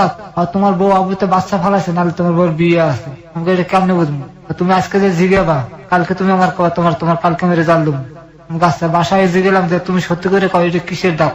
তোমার না করলাম যে আমার গা খেজুর রস পরে পুড়িয়ে গেছে বিলে। পরে ওরা করলাম না ওস্তাদ, তোমার এই ঘটনা আমি বিশেষ করি না। এটা হচ্ছে যে তোমার হয়তো বাচ্চা ফলাইছে, নাহলে তার বিয়ে আছে, বাচ্চা আছে। আমি তো ভাই মাটির মধ্যে হান দিয়ে গেলাম যে আল্লাহ কি করলাম, কি এতে মানলাম। তারপর আমি যে ছেলের ডিউটি আরো জানালাম যে বাইরে এই ঘটনা। ও আবার মায়ের লোক ডাক্তার প্রেম করে। আপনার চোখ দিয়ে পানি পড়ছে। আপনার একেবারেই মনে করতে হবে এমন কোনো কথা নাই। আপনার শরীরের অবস্থা খুবই খারাপ, আমরা জানি। আপনি কি একটু রেস্ট নিতে চাচ্ছেন? না না ভাই, চলতেছে চলুক। আচ্ছা বলেন। হ্যাঁ, ওই হাসপাতালে হে মাইয়ে ডাক্তারে পরে হ্যাঁ ফোন দিলাম, হে এক রেজাল্ট দিলে যাতে বাচ্চা হয়েছে, না সে খারাপ ছিল, মানে কনফার্ম বলে দিলাম। তারপর আমার যে কখন কইলে তখন আমি আর মানি নিলাম। আমি রাতুল আমার কাকা ফারুক ভাই, তুমি বিলে পারবা না, আমি তোমার একটা বুদ্ধি শিখিয়ে দিই। তোমার রাত্রে বুঝাইয়ে কও যে তুমি যদি মনে করেন মিথ্যা তাহলে তোমার এখানে মেডিকেল টেস্টে ধরা পড়ে। আচ্ছা, হ্যাঁ, এটা সত্যি, মেডিকেল টেস্টে ধরা পড়ে। মেডিকেল টেস্টে ধরা পড়ে, যদি তুমি যদি মনে করেন মিথ্যা কথা কও তাহলে কিন্তু তোমার ডিভোর্স দিয়ে দেবো। আচ্ছা, তখন আমি রাত্রে দিয়ে মনে করেন আরে কইলাম একটা শাড়ি গিফট করলাম। ও আমার রাত্রে 500 টাকা দিচ্ছে, তুমি যে শাড়ি কিনে আর গিফট করে সুন্দর করে বলো। হ্যাঁ, করে বলো। তারপর বললাম যে তুমি সত্যি করে কর, নাহলে কিন্তু তোমার ডিভোর্স দিয়ে দেবো। পরে উঠতে কাকা, হ্যাঁ আমার একটা বিয়ে আছে, একটা বাচ্চাও আছে। বিয়ে আছে, বাচ্চাও আছে, ডিভোর্স হয়নি? আমি তো ভাই মাথা মাথা আউলে গেছে মুহূর্তের ভিতরে। জানলা কোন অভিশাপে ঢুকলাম, জেল খাটাইতে ভালো আসলো আমার। একটা বিষয় নিশ্চয়ই আপনারা জানেন যে ও জেল খাটা থেকে রক্ষা পেয়েছিল বলে নিয়ত করেছিল যে একটা এতিম মেয়েকে বিয়ে করবে, এবং মিস কলে একটা এতিম মেয়ের সঙ্গে পরিচয়। ও এতিম মেয়ে তাকে না দেখে না বুঝে জেনে শুনে না জেনে বলবো বিয়ে করে, এবং পরবর্তীতে এই ঘটনাটা সে জানতে পায়, এবং যে কারণে ও বলছে যে আমার তো জেল হওয়াটাই ভালো ছিল। বলুন তারপর। তারপর মনে করেন এই যে তাল্লাহ মনে করেন যে সম্পর্ক আস্তে আস্তে বাঙ্গালোর দিকে যাওয়া শুরু করে। মানে আমি আর তার সজ্জা আমার তাল্লাহ মিল তালা রইতে আসে না যে তুমি কোন সকলে যারা শপথ করছো তুমি আর মাঝিয়ে ভালোতে পারবা। মানে তখন আপনার কাছে এই মনে হয়েছে? এই মনে হইতেছে। পরে সে যে তাবিজ তোমার দিকে মনে করেন ঝুঁকে পড়ে, তাবিজ কবজ করা শুরু করে। এর মধ্যে মানে আমি তাদের আস্তে আস্তে দূরে সরার চেষ্টা করি, তখন সে মনে করেন যে তাবিজ তোমার লাগে জড়াইয়ে যায় এবং হাতে নাতে ধরায় পরে। আমি একসময় মনে করেন ঘুরতে বেরিয়ে যাই যে আমি এর মধ্যে আর থাকবো না, তুমি তো ঘর ভাড়া দিয়ে আমি চলে পড়ি, তুমি এনাল তোমার মতো তুমি খাও, ঘর ভাড়া দিয়ে গেলাম। পরে মনে করেন যে হার মতন চলে যায়। আমি মনে করেন যে পাকিস্তানের চাকরি করি। একসময় হঠাৎ করে আমি স্বপ্নে দেখি যে আমার বউটা খারাপ হয়ে গেছে, রাস্তায় মনে করেন রাস্তায় রাস্তায় চলাফেরা করে। আমি বললাম আল্লাহ ও যত ইজ্জত বিক্রি করে খায় তাদের তাই আমার মতো হইবে। আবার আমি আবার ফোন দিয়ে আবার আনি যা হয়েছে তুই বিল্লে যা, কিন্তু বিগত দিন আর কিছু করতে পারবি না। রাজি হয়। তারপর আমার একটা বাচ্চা মাহাদি। ওকে, বাচ্চা আসলো বিয়ে কতদিন পরে? 1 বছরের পর, মনে হয় 1 বছরের পর। মানে একটা ছেলে প্রথম একটা বাচ্চা নষ্ট করে ফেলাম, কইতে ভুলে গেছে মাঝখান দিয়ে। প্রথম একটা বেবি নষ্ট করে ফেলে? হ্যাঁ। কিভাবে? আপনার পরামর্শতে নষ্ট? না না না না। আচ্ছা। এই যে মনে করেন ও দেশের বাড়িতে বিধবা বাতা উড়িয়ে খায়, কিন্তু ও যাতে প্যাডনেস হয়ে বাতা আনতে যায় তাহলে আর মানুষ ধরবে, এই লোক বাচ্চাটা নষ্ট হতো প্যাডনেস প্রেগনেন্ট। হ্যাঁ। ও মনে করেন নিজে নিজে বাচ্চাটা কামড়ে কামড়ে নষ্ট করে। একদিন দেখেছে রক্ত চাক্কা পড়তো স্যার পেটের নিচ দিয়ে। তা আমি তো মনে করি কোনোদিন কান্দি না, আমি মানুষ দেখলে ভয় পাই না, আমার এত সাহস, আমার হাঁটা এত বড়। একদিন দেখে ও চিৎকার দিয়ে দেয় আর মনে করেন যে রক্ত খান্ডা পড়তে আছে। পরে আমি উত্তর ওই জায়গায় একটা হাসপাতাল আছে বাহিরের, ওগুলো লয়ে যাওয়ার বাবা আপনি তাড়াতাড়ি এমআর করতে হবে, তাড়াতাড়ি ঢাকা মেডিকেল লয়ে যান। তার আমি জিগেলাম যে আমি কি করবো, টাকা পয়সা হতো না, তোমার অত চিন্তা করা লাগবে না, তুমি আমার মিরপুরে একটা বরিশাল হোমিও একটা ফার্মেসি আছে, তুমি ওখানে আমার লইয়ে যাও। তার মানে যে ও অনেক আগে এই সমস্ত কাজের লোক জড়িত ছিল, মানে জানতো সবকিছু, কোথায় কোন লোক কোথায় কি করলে জানে, ও জানে। এই জায়গায় না ওষুধ দিচ্ছে লগালগ ভালো হয়ে গেছে, রক্ত মুক্ত পরে বন্ধ হয়ে গেছে, চাক্কা বন্ধ, চাক্কা পরে বন্ধ হয়ে গেছে। একবার একটা বড় চাক্কা পরে আর পারো না। পরে মনে করেন যে আবার একটা বাচ্চা নষ্ট করলো, কেরানীগঞ্জে আমি থাকতাম। মানে কি 2টা বাচ্চা নষ্ট করে? ও 2টা বাচ্চা নষ্ট করেছে, কিন্তু একটা আমি জানি, কিন্তু আরেকটা যে করছে আমি জানি না। আচ্ছা, এটা জানলেন কিভাবে তাহলে? এমআই রিপোর্ট দেখছি আমি। এমআই রিপোর্টে 2টা বাচ্চা নষ্ট রিপোর্ট এসছে? না না, মানে প্রথম একটা তো ওই যে কেমনে কেমনে নষ্ট করলাম জানলাম না, রক্ত চাক্কা চুক্কা ভর্তি দেখলাম। কিন্তু যেটা কেরানীগঞ্জে যেটা হয়েছে ওটা পাইলাম এমআই রিপোর্ট, কাগজপত্রে খোঁজ করতে দেখলাম যে ওটার মধ্যে একটা রিপোর্ট। আল্ট্রাসাউন্ড করা আসলো, মানুষের জিগেলাম বা এটা পরে হুনান তো আমারে, আপনার বউকে প্যাডনেস আসলো, তা আমি মনে ভালো মতো কিছু ঘা আসলো, উনি তো বাচ্চাটার ই করে আনছে, এমআর করছে। এই মনে করেন হার মতো যেমন একখানে মনে উঠতে গেল, হ্যাঁ হার মতন থাই, আমি আমার মতন থাই। আচ্ছা, এটা হচ্ছে আপনাদের বাচ্চা হওয়ার আগে? হ্যাঁ, এই যে মাহাদে হওয়ার আগের ঘটনা। জি। পরে মাহাদে আমি চিন্তা করলাম একটা বাচ্চা হতে না, আমার একটা বাচ্চার খুব শখ। পরে একটা বাচ্চা হলো নাম মাহাদি। মনে করেন ও যখন মনে করেন 4 মাস বয়স বাচ্চাটা ঘুরতে পালাই জায়গা, আপনার কাছ থেকে পালিয়ে যায়। হ্যাঁ, আমি নোয়াখালী ট্রিপে যাই, ও করতে যে আমি বাচ্চাটা দুধের টাকা দিয়ে যেতাম, ওই টাকা নিয়ে আর ওই বাচ্চাটা দিয়ে যেত, কিন্তু আমার বাচ্চাটা সুজি খাওয়াই রাখতো, চাল গুড়ি করে খাওয়া। মানুষ আমার কইছে যাওয়ার পরে। ওইটা কি মানে ওই হাজবেন্ড কি উনি ডিভোর্স দিয়েছিল? আমি মামলা চলতেছে এটা আমি জানি, ও মামলা করছেন নামে। এই মহিলা মামলা করেছে? আগের হাজবেন্ড কি ছিল পেশায়? পেশায় রাজমিস্ত্রি ছিল। রাজমিস্ত্রি ছিল। চোখে যে ডান চোখ দিয়ে আপনার এরকম পানি পড়ে, এটা কি সবসময় পড়ে নাকি আজকে প্রথম হচ্ছে এরকম? আজকে মানে কান্দাইতেছে, পারতেছে না রাখতে ভাইয়া, কি করবো আমি, কি হাতে পাওয়া আছে চলতে পারি না। আপনার বাম চোখ দিয়ে যে পানি পড়ছে না, শুধু ডান চোখ দিয়ে পড়ে, এটা কি মানে সবসময় হয়? আজকে প্রথম, মানে শুধু ডান চোখ দিয়ে হচ্ছে এরকম। প্রিয় শ্রোতা, এখানে একটা বিষয় বলে রাখি, ওনার শরীরটা কিন্তু খুবই খুবই বাজে অবস্থায়। উনি কিন্তু, ওনাকে দেখলে আপনারা বুঝতে পারবেন, একটা স্ক্র্যাচে ভর দিয়ে, আপনারা ভিডিওতে হয়তো বা দেখেছেন, একটা স্ক্র্যাচে ভর দিয়ে হাঁটেন উনি। একটা কাপড়, পলিথিন ব্যাগ, সেটার মধ্যে ওর এক সেট কাপড় থাকে, ওটা নিয়ে উনি এই স্টুডিওতে এই মুহূর্তে, এবং ওনার হাঁটার সামর্থ্য নাই, খুবই বাজে অবস্থা। এক চোখ দিয়ে যখন পানি পড়ে কন্টিনিউয়াসলি, সেটা এক ধরনের সিনড্রোম, এবং উনি কিন্তু স্ট্রোক করা রোগী। সুতরাং কিছু বিষয় আমাদেরকে কনসিডার করেই ওনার স্টোরিটা এখানে প্রচার করতে হচ্ছে। আশা করছি আপনাদের সেই রকম ধৈর্য থাকবে। বলুন তারপর। বাচ্চাটা পলাই জায়গা, আমার জিনিসপত্র বাড়ি এলে জড়িতে আসলো। পরে আমি বাচ্চা খুঁজতে না পাই, আমি পরে একসময় শুনি যে বরিশাল গেছে মার দ্বারে। আচ্ছা। আমি তাড়াতাড়ি মার দ্বারে যাই, যাই মা বাচ্চা দেখাও আমার আগে, দিয়ে আমার বাচ্চা পাইছি। আচ্ছা। কিন্তু বাচ্চা আমার দেবে না। বাচ্চা দিবে না? আমি যা মার দ্বার থাকবো, ভালো তো থাকবে, আমার বাপটা একদিন কইলে কইবে। আমি আর জোরাজোরি করলাম না, বাবার আই পড়লাম। আমি এই সময় চাঁদপিন শাড়ি আছে না, জি, এই চাঁদপিন শাড়ির মালিকের চাকরি করি, সালামাজি। আচ্ছা, এই চাকরি করার অবস্থার ঘটনা আপনার আমি কইতে আছি। জি, পরে মনে করেন যে হে কিছুদিন পর ঢাকা আইয়ে মনে করেন হেয়ার মতন থাকে, ওই বাচ্চাদের ভিক্ষে করে। বাচ্চাদের ভিক্ষে করানো। হ্যাঁ, পরে আমি উকিলের আলাপ করলাম যে স্যার আমার বাচ্চা আমার কেমন নিতে টাকা পয়সা যা লাগে আমি দিব আপনারে। ওকে, উনি একটা মামলা করলে একটা ডিভোর্স করাই দিল আমার কোর্টের মাধ্যমে। ওকে, তো সে পলাই গেছে, এবার চুরি মামলা দিয়ে একটা ডিভোর্স করাই দেয়। আমার উকিলের বুদ্ধি তো আমি কিছু করিনি। ওকে, আরে বাচ্চার লেগে একটা মামলা করেছে, কাগজপত্র আমাদের আছে, আপনার আমি দেখাইতে পারলাম না। আমি জানি ভালো আসছিলাম, হ্যাঁ এই বাসায় সবকিছু আছে আমার। ঠিক আছে, সমস্যা নেই, আপনি বলুন আপনার মতো করে। পরে ওই কাগজপত্র হেরা উকিলে ডিভোর্সটা করাই দেয়। পরে তো মনে করেন আমি ঢাকা রেন্টে করার লাগে জড়াই দেয়। আচ্ছা, এদিকে বউ বাচ্চার কথা আমি এখন ভুললেই যেতে আছে, কিন্তু তারপর তো আমার কোনো ইয়ে ওঠে না। তারপর আপনি কি করলেন? পরে আমি তো রেন্টে করার লাগে জড়াই গেলাম। রেন্টেকারের সাথে জড়িয়ে গেলেন। হ্যাঁ, তো এখন এই সময়টা থেকে আপনার স্ত্রীকে আপনি ডিভোর্স দিয়ে দেওয়া বা এরকম কোনো চিন্তা ভাবনা করলেন যে আপনি যখন রেন্টেকারে যদি যাচ্ছেন বা এরকম কোনো কিছু? উকিলে আমার জড়াই করাই দিল। উকিলে কি করে দিল? আমি বাচ্চা চাইলাম, বলে বাচ্চাটা তুমি ওই পাকা ডিভোর্স দাও। আচ্ছা, ডিভোর্স দিয়ে দিতে বললো। হ্যাঁ, তারপর উকিলে মনে করে হ্যাঁ ছবি চাইলে ছবি দিলাম, আমার ছবি দিলাম, বাচ্চার ছবি দিলাম। উকিল একটা চুরির মামলা দিয়া হ্যাঁ ডিভোর্স করাই দিল। চুরির মামলা মানে হচ্ছে আপনার ওয়াইফ চুরি করেছে, বাসা চুরি থেকে করে পালাই গেছে। চুরি করে পালিয়ে গেছে, এটা দিয়ে সে ডিভোর্স করিয়ে দিল। আপনার কোনো সমস্যা হলো না? না। আচ্ছা, আপনার ওয়াইফ কোনো অ্যাকশনও নিল না? না। আচ্ছা, পরে আমি ওয়াইফ জানতো যে আপনি তাকে ডিভোর্স হ্যাঁ, দিয়েছেন? সবের আমি জানাইছি যে আমি তার কিন্তু ডিভোর্স দিয়ে দিছি। আচ্ছা, আল্লাহ আল্লাহ কিছু নেই। বাচ্চাটাও নিয়ে চলে গেল? হ্যাঁ, বাচ্চাটা আমি দাবি করতে, কিন্তু বাচ্চা আমার দেখায় না, ধরতেও দেয় না। আচ্ছা, তারপর? মাঝে মাঝে টাকা পয়সা লয়ে যেতে, টাকা পয়সা দিলে বাচ্চাটা দেখতে পাই। টাকা পয়সা দিলে বাচ্চাকে দেখতে দেয়? 500 টাকা দিলে আর ফল টল কিনে দিলে বাচ্চাটা দেখায়। আচ্ছা, ওই বাচ্চা কি এখন আপনার কাছে আছে নাকি? বাচ্চার মার কাছে কেরানীগঞ্জ আছে বাচ্চা বর্তমানে। বাচ্চার বয়স কত? 4 বছর। 4 বছর বয়স, তার মানে এটা 4 বছর আগের গল্প। জি।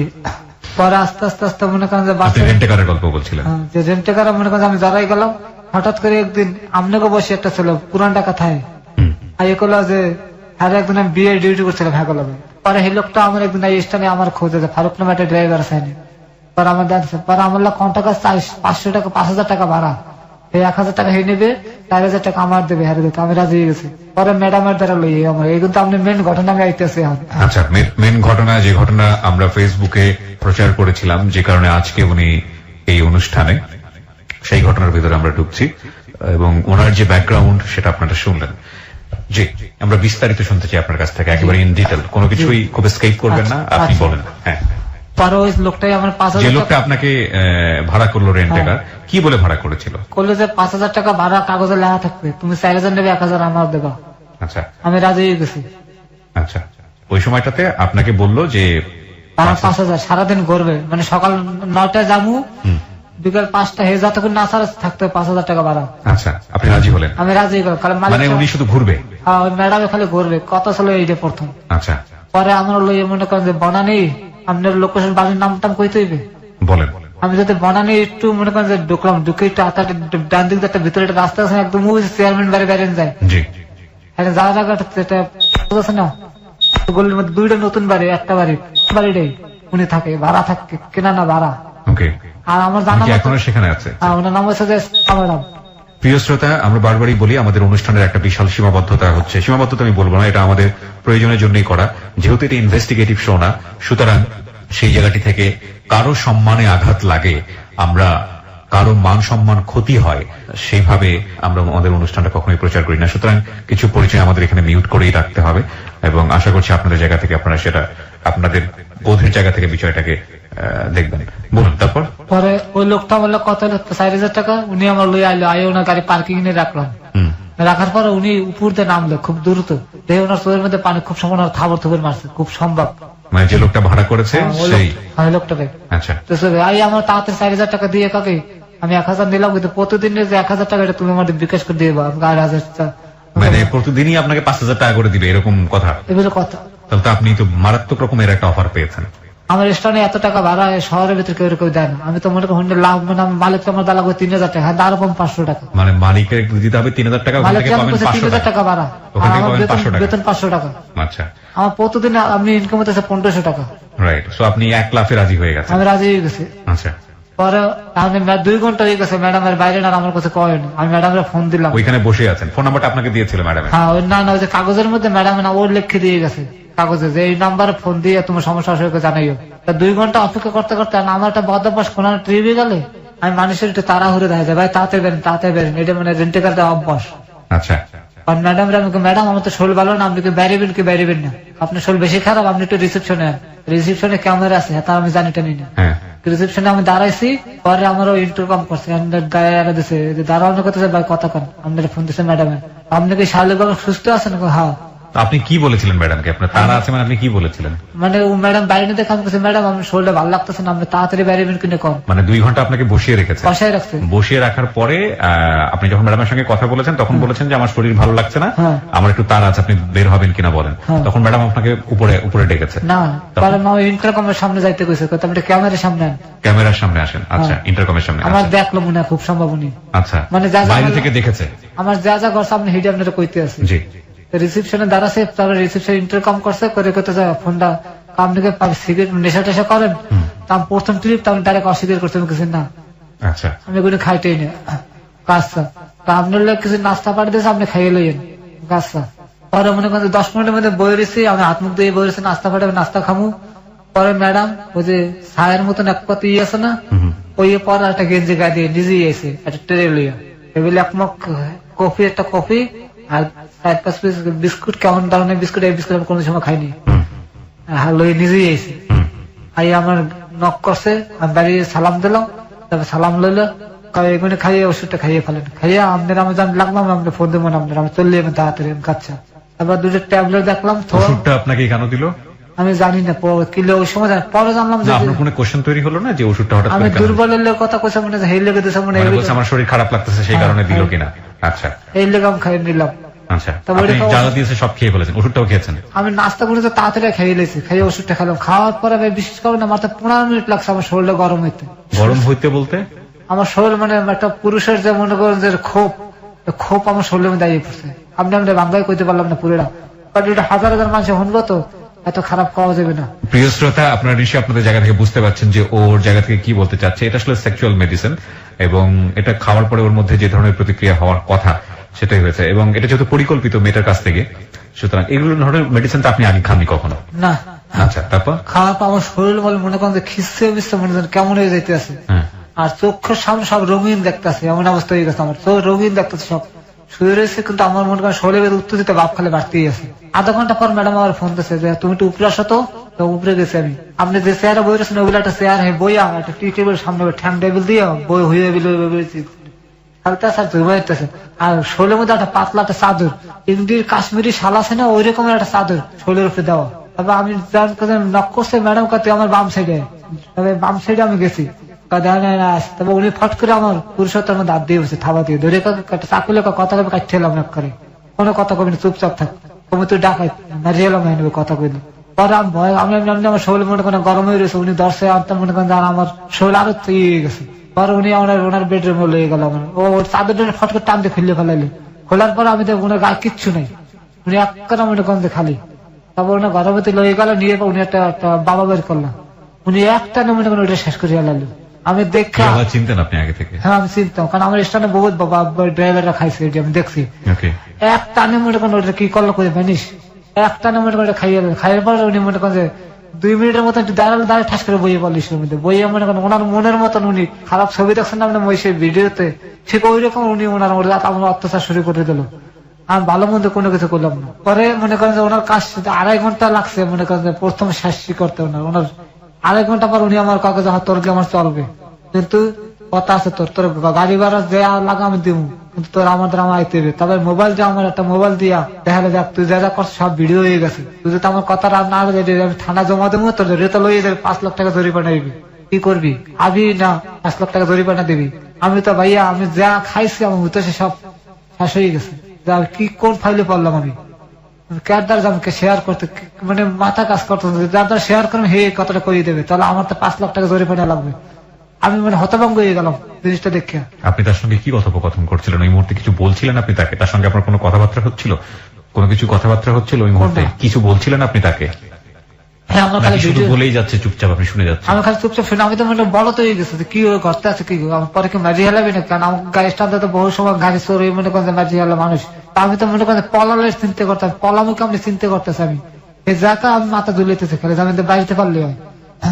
পরে আমার আর 2000 টাকা দেয়, তোর ভাড়া গাড়ি ভাড়া দিয়ে গেছে, 2000 টাকা তুই এটা ভালো কাপড় চোপড় কিনিস। পরে উনি হয়তো আমার লইল। কোথায় থাকেন, কি করেন, এগুলো অ্যাড্রেস নিল না? জিগেলে যে তোর বউ আছে, আমি কাছে এই ঘটনা, অসুবিধা না, তোর বউ না থাকলে তোর বিয়ে করাই দেবো আমি, চিন্তা করিস না। ওই মহিলা কি করেন না করেন প্রথম দিনে কি আপনি জানতে পারলেন? না, 1 সপ্তাহ পর জানতে উনি একটা এনজিওর লাগে জড়িত। কারণ দেখছে বিদেশি বড় বড় লোকজন আমি বিদেশি জায়গায় হাগল মিলাইতেছে ছবি আর টাঙ্গাই নিয়ে আছে। এই দেখে বাবা হলুদ নেম প্লেট আলা গাড়ি, গাড়িতে বাবা হেয়াও আছে। এতে বুঝলাম যে উনি এনজিওর কোম্পানির লোক জড়িত। ওকে, বলুন। পর উনি আমার রাত্রে ফোন দিচ্ছে আমারে, শরীর বেশি খারাপ লাগতেছে। আমি কই হ্যাঁ ম্যাডাম, আমাদের দুর্বল লাগতেছে। তুই ফার্মেসিতে যাইয়া 2টা এইডস প্লাস কিনবি, 2টা এইডস প্লাস আর একটা গ্যাস্ট্রিকের ছাকরো কিনবি, কিনে খাইয়ে শুয়ে থাক। আর দুধ খাওয়া যায়, 80 ডিম খাওয়া যাইয়া। বাসায় রান্না করা কেউ আছে? আমি কাছে না, গরুর মাংস কিনে লইয়ে যা বাসায়, হোটেলে পাক করা গরুর মাংস কিনে নিয়ে মন মতন খা। আর তোলে আমি রান্না করতেছে, তুই কালকে আমার বাসায় খাবি। আচ্ছা। পরদিন মনে করেন যে 11টার সময় ফোন দিয়েছে, তুই গাড়ি নিয়ে আমার বাসায় বাইরে। প্রথম আমনে কইতে পরে তুই মধ্যে চলে গেছে জিনিসটা, এই আমার তুই কে, আমি আর তুই কই। পরে মনে 11টার সময় বাসায় আইসি। আপনি তারে তুই বলতেন কেন? মানে আপনার এক ধরনের সম্মতি চলে এসছে, মানে আমার একটা স্বামী স্ত্রী যা হয়তো আমার দিয়ে দিয়েছে। আপনার ভিতরে কি আপনি আজকে স্বীকার করতে এসছেন, আপনি আজকে সত্যটাই বলবেন এখানে, সচেতন করতে যেভাবে এসছেন। যেহেতু মহিলা আপনাকে প্রথম দিন তো অবশ্যই অ্যাবিউজ করলো, আপনার মৌন সম্মতি ছিল কিনা? না, কোন ধরনের আমি তো মনে কোনো বিপদগ্রস্ত, আমি কেমন কি করবো। আপনি ব্যাপারটাকে এনজয় করছিলেন না? না, আমি তার আমার মন দিয়ে কোনো এনজয় ছিল না ওই সময়। ভয় পাচ্ছিলাম, আমি ভয় আতঙ্ক হয়ে গেছিলাম। সাধারণত এরকম তো হওয়ার কথা না, এটা কোনো মানুষ এই কাজ করে না। আর আরেকটা বিষয় যেটা, সেটা হচ্ছে আপনার যে স্ট্যাটাস বা আপনার যে লাইফ স্টাইল আর আপনি যে ভদ্রমহিলার কথা বলছেন, তাদের মধ্যে তো আকাশ পাতাল পার্থক্য। মানে হ্যারে ধরা আর ধরতে গেল মনে করেন যে পারমিশন লাগে, এমন এক লোক সে। আর এমন একটা সুন্দর একটা মহিলার হাত ধরা তো অনেক কিছু মনে করেন, আর সে আমার তো সবকিছু দিয়ে দিতে আছে। ওকে, আসলে দিচ্ছে নাকি নিচ্ছে সেটাও একটা ফ্যাক্ট। নইলে আজকে 8 মাস পরে আপনার যে শরীরের যে অবস্থা এবং আপনাকে যে ড্রাগ দিয়ে দিয়ে কন্টিনিউয়াসলি যে কাজটা হয়েছে, একটা কোশ্চেন প্রথম দিকেই ছিল প্রিয় শ্রোতা, যে যদি শুধুমাত্র এটা শারীরিক কামনা হবে তাহলে ড্রাগ দেওয়ার প্রয়োজনটা কি? ড্রাগ ওকে কেন দিয়েছে সেটা আপনারা নিশ্চয়ই বুঝতে পেরেছেন, যে এটা আসলে এক ধরনের সেক্সুয়াল ডিসঅর্ডার আমি বলবো। আমরা আজকের এই অনুষ্ঠানে বিশেষ প্রয়োজনে আমাদের যিনি সাইকিয়াট্রিস্ট আমাদের সঙ্গে সবসময় থাকেন, ডক্টর তাজুল ইসলাম, তাকে স্ট্যান্ড বাই রেখেছি। তিনি এই গল্পটা শুনছেন। আমরা যেই ধরনের সেক্সুয়াল সিনড্রোম বা অ্যাটিটিউড পাচ্ছি একটা মেয়ের মধ্যে, সেটা সাইকোলজির ভাষায় কি বলে এবং এটা আদৌ সম্ভব কিনা, উনি ওনার যে স্টাডি, ওনার যে রিসার্চ, সেই জায়গাটা থেকে উনি উত্তর দিবেন। অনুষ্ঠানের শেষে উনি আমাদের এই বিষয়গুলো নিয়ে কথা বলবেন, এবং যারা এই বিষয়টাকে বিশ্বাস করছেন বা প্রশ্নবোধক চিহ্ন রেখেছেন, তারা নিশ্চয়ই ওনার কাছ থেকে শুনে পুরো বিষয়টি সম্পর্কে আপনারা আশ্বস্ত হবেন। ঠিক আছে, তো আপনাকে পরামর্শ দিল এটা খারাপ। আমার প্রশ্ন ছিল যে তুই সম্পর্কে যাওয়ার জন্য ও পারমিশন দিল আপনাকে? আপনি কি এটা ইচ্ছা করে তুই সম্পর্কে গেলেন নাকি? আমি আফা কইতাম ম্যাডাম, তুই আমার তুই করে রাখতে পারিস, আমি তো তোর তো সবই দিয়েই দিছি, তুই আমার আফা কাজ করলি, ম্যাডাম কাজ করলি, আমি সবে। আচ্ছা, তখন আমি তুই করে ডাকা শুরু করলাম, কারণ যে ফোন করতে তো বিভিন্ন সময়, তখন আমি কইতাম ম্যাডাম আমি তো তুই আমার বন্ধু হিসেবে তুই আমার তুই তাই ব্যবহার করবি, বুঝছেন কথাটা? ওকে, প্রিয় শ্রোতা, আমরা এই জায়গাটায় ছোট্ট একটা বিরতি নেব। আজকে যে ভিকটিম আমাদের এখানে এসছে, ওর নাম ফারুক, এবং this is a very rare case for hello 8920 আমি বলবো, কজ এই ধরনের স্টোরি আমি আমার লাইফে ফার্স্ট শুনলাম এবং আমার জন্য কিছুটা অবিশ্বাস্য ছিল, যদি না আমি যেই কথাটা আপনাদেরকে বলছিলাম যে একটি বিদেশি চ্যানেল, টেলিভিশন চ্যানেলের একটা ক্রাইম শোতে আমি এই ধরনের ঘটনা প্রথম দেখি, এবং দেখার পরে ও যখন আমার কাছে প্রথম দিন সরাসরি এসে বলেছে, আমি প্রথম দিন শুনিনি, তো আজকে আমি প্রথম শুনলাম। শোনার পরে আমার কাছে কিছুটা বিশ্বাসযোগ্য হয়েছে, কিন্তু ঘটনা যেভাবে শ্রেণীবিন্যাস হচ্ছে সেখানে না বিশ্বাস করে থাকার কোনো উপায় নেই। অ্যান্ড দিস হ্যাপেন বিকজ এই ধরনের সেক্সুয়াল সিনড্রোম যে কোনো মানুষের মধ্যেই থাকতে পারে। আমরা আসতে চাই ছোট্ট একটা বিরতির পর এই ধরনের ডিসঅর্ডার একটা মানুষকে কতটা পঙ্গু করে দিতে পারে সেটা নিয়ে, এবং একই সাথে যারা একটু সচেতন হওয়ার জায়গা আছে প্রত্যেকেরই, সেই জায়গাটা থেকে একটু হলেও সচেতন হবেন আশা করি আজকের এই স্টোরি শোনার পরে। 5 মিনিটসের একটা ব্রেক, ফিরছে ঠিক রাত 1টায়। আর যারা আমাদের গেস্টকে দেখতে চান চলে আসবেন ফেসবুক পেজে। আমার ফেসবুকের ঠিকানা হচ্ছে www.facebook.com/kibriya.rj। আমি আবারও বলছি www.facebook.com/kibriya.rj। KEBRIA.RJ, পেজটি আছে RJ কিবরিয়া নামে। প্লিজ লাইক দেবেন, লাইক দেওয়ার সঙ্গে সঙ্গে আপনি হ্যালো 8920 মেম্বার হয়ে যাবেন। ক্লোজ আপ মনে করিয়ে দেয় জীবনের দুর্দান্ত কিছু মুহূর্ত। এসব মুহূর্তের দেখা পেতে পেরোতে হয় হাজারো বাধা বিপত্তি। বাধা অতিক্রম করতে গেলে অনেক সময় আসে ব্যর্থতা। চেষ্টা, সাহস, আত্মবিশ্বাস এবং ইচ্ছা শক্তির মাধ্যমেই আমরা জয় করতে পারি সব বাধা, অর্জন করতে পারি জীবনের কিছু দুর্দান্ত মুহূর্ত। ক্লোজ আপ দুর্দান্ত ফ্রেশনেস বানায় দুর্দান্ত মুহূর্ত। ফিরে আসছি ঠিক 5 মিনিট পর। Close Up presents Hello 8920. Close Up. The closer, the better. Hello 8920. Close Up. The closer, the better. সময় রাত একটা প্রিয় শ্রোতা, আপনাদের সবাইকে আরো একবার ওয়েলকাম করছি ক্লোজ আপ প্রেজেন্স হ্যালো 8920 তে। আমি RJ কিবরিয়া রয়েছে আপনার সঙ্গে এবং আপনারা শুনছেন ABC radio FM 89.2। Close up মনে করিয়ে দেয় জীবনের দুর্দান্ত কিছু মুহূর্ত। এসব মুহূর্তের দেখা পেতে পেরোতে হয় হাজারো বাধা বিপত্তি। বাধা অতিক্রম করতে গেলে অনেক সময় আসে ব্যর্থতা। চেষ্টা, সাহস, আত্মবিশ্বাস এবং ইচ্ছা শক্তির মাধ্যমেই আমরা জয় করতে পারি সব বাধা, অর্জন করতে পারি জীবনের কিছু দুর্দান্ত মুহূর্ত। ক্লোজ আপ দুর্দান্ত ফ্রেশনেস বানায় দুর্দান্ত মুহূর্ত। একটি ঐতিহাসিক দুর্ধর্ষ জীবনের গল্প আজকের এই হ্যালো 8920 তে প্রেজেন্ট করছি আমরা যেটার প্রচারণা পুরো সপ্তাহ জুড়ে আমাদের ABC রেডিওর ফ্যান পেজে এবং একই সাথে আমার যে পেজটি রয়েছে পার্সোনাল পেজ, সেখানে প্রচার চালিয়েছিলাম। আপনারা যারা পেজে আছেন তারা ওখানে মতামত জানিয়েছেন। প্রায় 2 লাখ 3 লাখের মতো মানুষ এই ভিডিওটা আপনারা দেখেছেন এবং আপনারা যারা দেখেননি ওই পেজটিতে গেলে আপনারা ভিডিওটা দেখতে পাবেন এবং আপনাদের মতামতের ভিত্তিতে আজকের এই জীবনের গল্পটি এখানে প্রচার করা হচ্ছে। এবং কথা না বাড়িয়ে আমরা আবার আমাদের গেস্টের কাছে ফিরতে চাই। ফারুক, আমরা যেখানটায় ছিলাম তারপর পরে উনি আমার একদিন মনে করেন 10টার সময় ডাকে বাসায়, সেকেন্ড ডেতে তখন বাসায় দূরে ওষুধ দিল আমার, হে সেম ওষুধ। আপনি তখন জিজ্ঞেস করলেন না যে আমি জিজ্ঞেস করলাম এটা কিসের? খা, তোর তো টাকার দরকার, তুই খাইতে থাক, তোর সমস্যা কি? আমি আছি না, তোর কোনো সমস্যা হলে আমি দেখুন। আমি চিন্তা করলাম যে 4000 টাকার ভাড়া, 5000 টাকার ভাড়া আমি ছাড়িয়ে দেবো ওষুধের লোক, এটা কি ওষুধ খেলে গুরুত্ব দিই না ভাই এই জিনিসটার ভিতরে। পরে আমি খাইলাম, খাওয়ার পরে কারণ তুই এখানে বইয়ে থাকবি, যাবি না। পরে মনে ঘন্টা 2 পর কত শরীর কি আগের মতন হয়েছে, খাওয়া ম্যাডাম গরম হয়ে গেছে। আমি নামতেছি নিচে, কোন একটা বোরকার মতন কেমন যেন মনে করেন এক পথ কি যেন পড়লো বুঝলাম না, ভিতরে গেছে না বোরকার মতন আর কি। এই পরে গাড়ির মধ্যে উঠলো, উঠতে কাল চল এখানে গুলশাটার গল্ফ ক্লাব আছে, গল্ফ ক্লাব গায়ে কারো যেন ফোন দিলে এক মহিলা গাইলেন, হ্যাঁ সে কেউ দেখতে সুন্দর কিন্তু বয়স কম। এই মায়ের এক কেজি বিয়ে লয়ে এলো, আই আমার কোলে ব্যাগডালা খুলুন, ব্যাগডালা খুলছি, 12টা বিয়ের গাড়ির মধ্যে উড়ে এলো, উড়ে চলেন। তারপরে বনানে ফেলার উপর দিয়ে ভিতরে একটা ই আছে না, ওই অনেক হাউজিং, ওই জায়গায় মায়ের ওই জায়গায় ভাড়া থাকে, আর বাসায় এলো। আর গাড়ির মধ্যে ভাই বিয়ার খাইছে, আমার হাতে আমি বিয়ার খাইনি। আমার তেমনি মনে করেন শরীর মনে আগুন যাইতেছে। পরে বাসায় এলাম, আর পরে আমার রুমে লয়ে গেল। আপনি কি ওষুধের নামটা পুরো সময় কখনো জানতে পেরেছেন যে এটা কি ওষুধ? আপনার দিকে ওষুধটা কিভাবে আসতো? পুরো খোলা অবস্থায় আসতো? খোলা কোনো লেবেল নাই, লেবেল থাকলে আমি চিনিয়ে লাইতে পারতাম। আচ্ছা, ওষুধটা কটা দিত? 2টা দিত আপনাকে? 2টা। কালার কি? সাদা একটা আছে আপনার। কি কালার? মানে কালার সবুজের মতন। কি দিয়ে দেখাবো না, ঠিক আছে বলেন, সমস্যা। সবুজ। এটা কি ক্যাপসুল ছিল না ক্যাপসুল সাইজ ছিল? একটা ছিল ক্যাপসুল, একটা ছিল ট্যাবলেট। ট্যাবলেট আছে জানেন, মাছের চক্ষু আছে না, মাছের চক্ষুর মতো। ওকে, বলেন তারপর। মাছের চক্ষুর মতো এই 2 একলা খাওয়াই দিত আমারে, নিজে খাওয়াই দিত। খা। আমি কইতাম ম্যাডাম কি হবে আমার এটা খাইয়া? তুই আনন্দে পাইতেছস, টাকা পাইতে আসস, আর কি চাস? তো জিজ্ঞেস করার দরকার নেই, আর তোর তো এত ভাবার চিন্তা নেই। আর আমি তো আছি, টাকার লাগলো তো টাকা দেবো। একদিন আমার 1 লাখ টাকা একটা বান্ডিল দিয়েছে, তোর খরচা করে নিয়ে যা। আমি আর টাকা ধরিনি। টাকা ধরেনি কেন?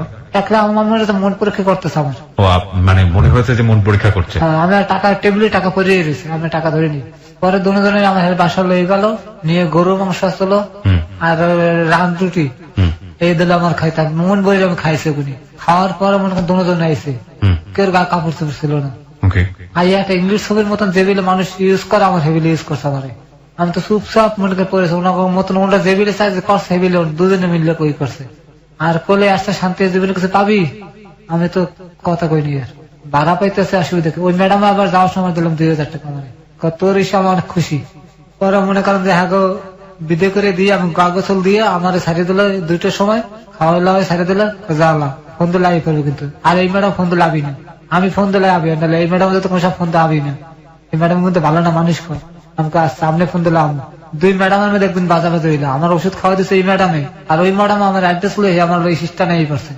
ওনার নাম আর এই করতেছে এই ফারুক নামে একটা ড্রাইভার আছে, আমার মালিকের লোক সরাসরি দেখা যাচ্ছে তো আমার ড্রাইভার, নাম্বারটা দেন।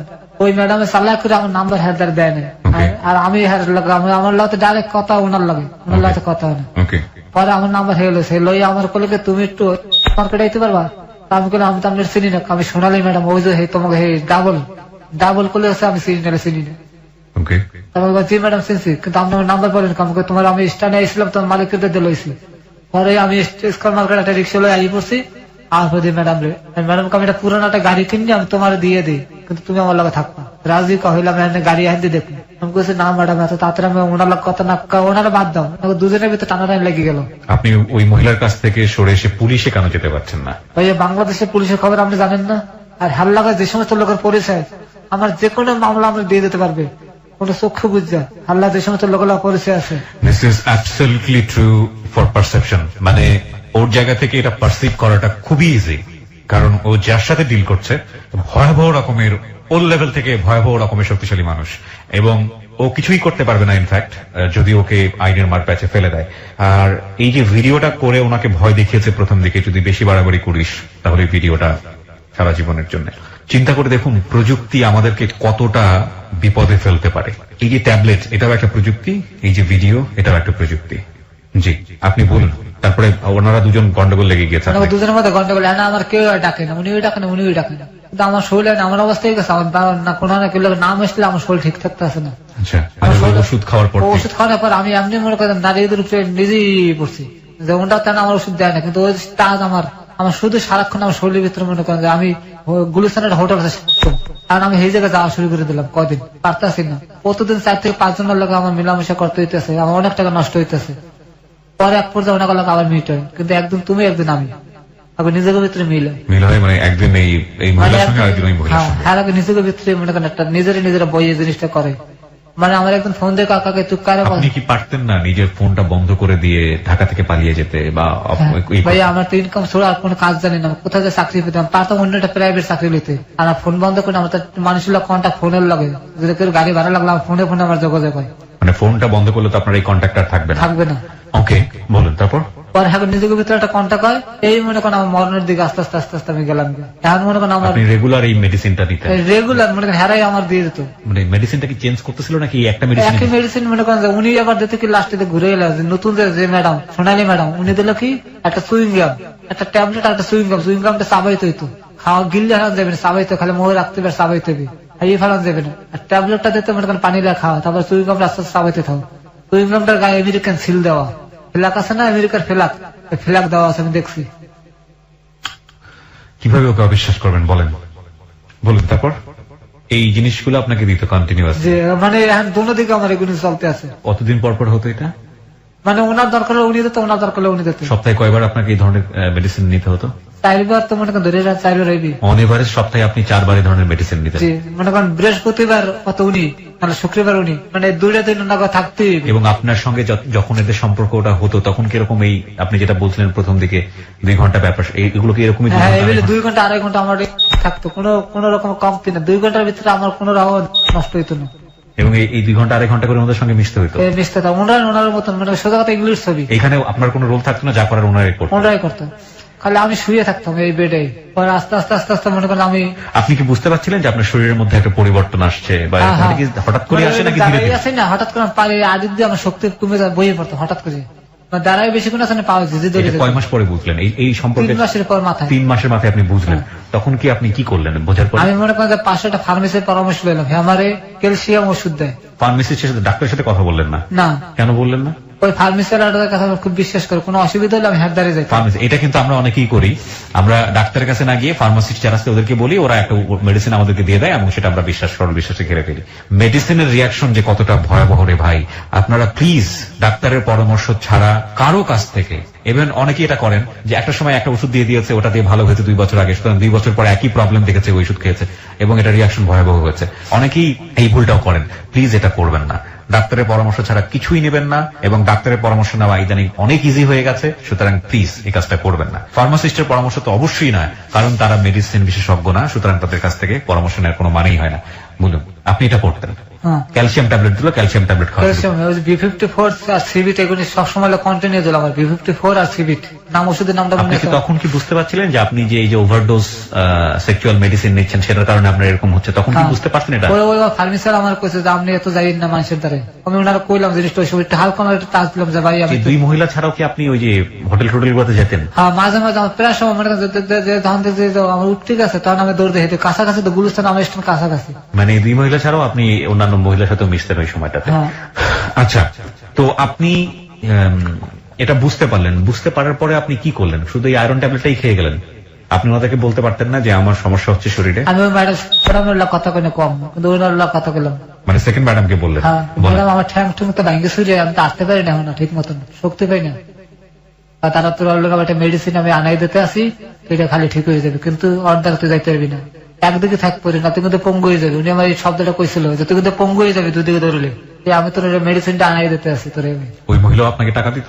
হ্যাঁ, দোনো আমার টাকার খেলা খেলে বাইরে, বিশেষ করে না টাকা আইতেই আছে দোনো দিক দিয়ে, না সেটি টাকা। আর আমি তো মনে করি টাকা পেয়ে তো মনে করি সব বিল্লে গেছে, মানে সংসারে যেটা পাইতাম সেটা তো মনে করতে দেন পাইতে আছে, টাকা পেতে কিছু মাথায় নাই, কোনো মাথায় নেই। আর গাড়ি ভাড়া হইতেছে, আমার চাকরি খারাপ, আমার চাকরিতে কোনো সমস্যা নেই, সবকিছুই পাচ্ছে না, সব আমার সব ঠিক আছে।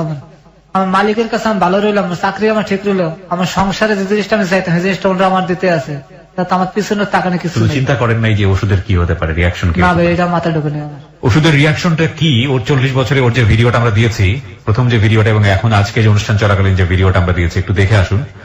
ওকে দেখে মনে হবে না যে ওর বয়স কত বলছিলেন আপনি? 40। ওর দেখে মনে হবে না ওর বয়স 40।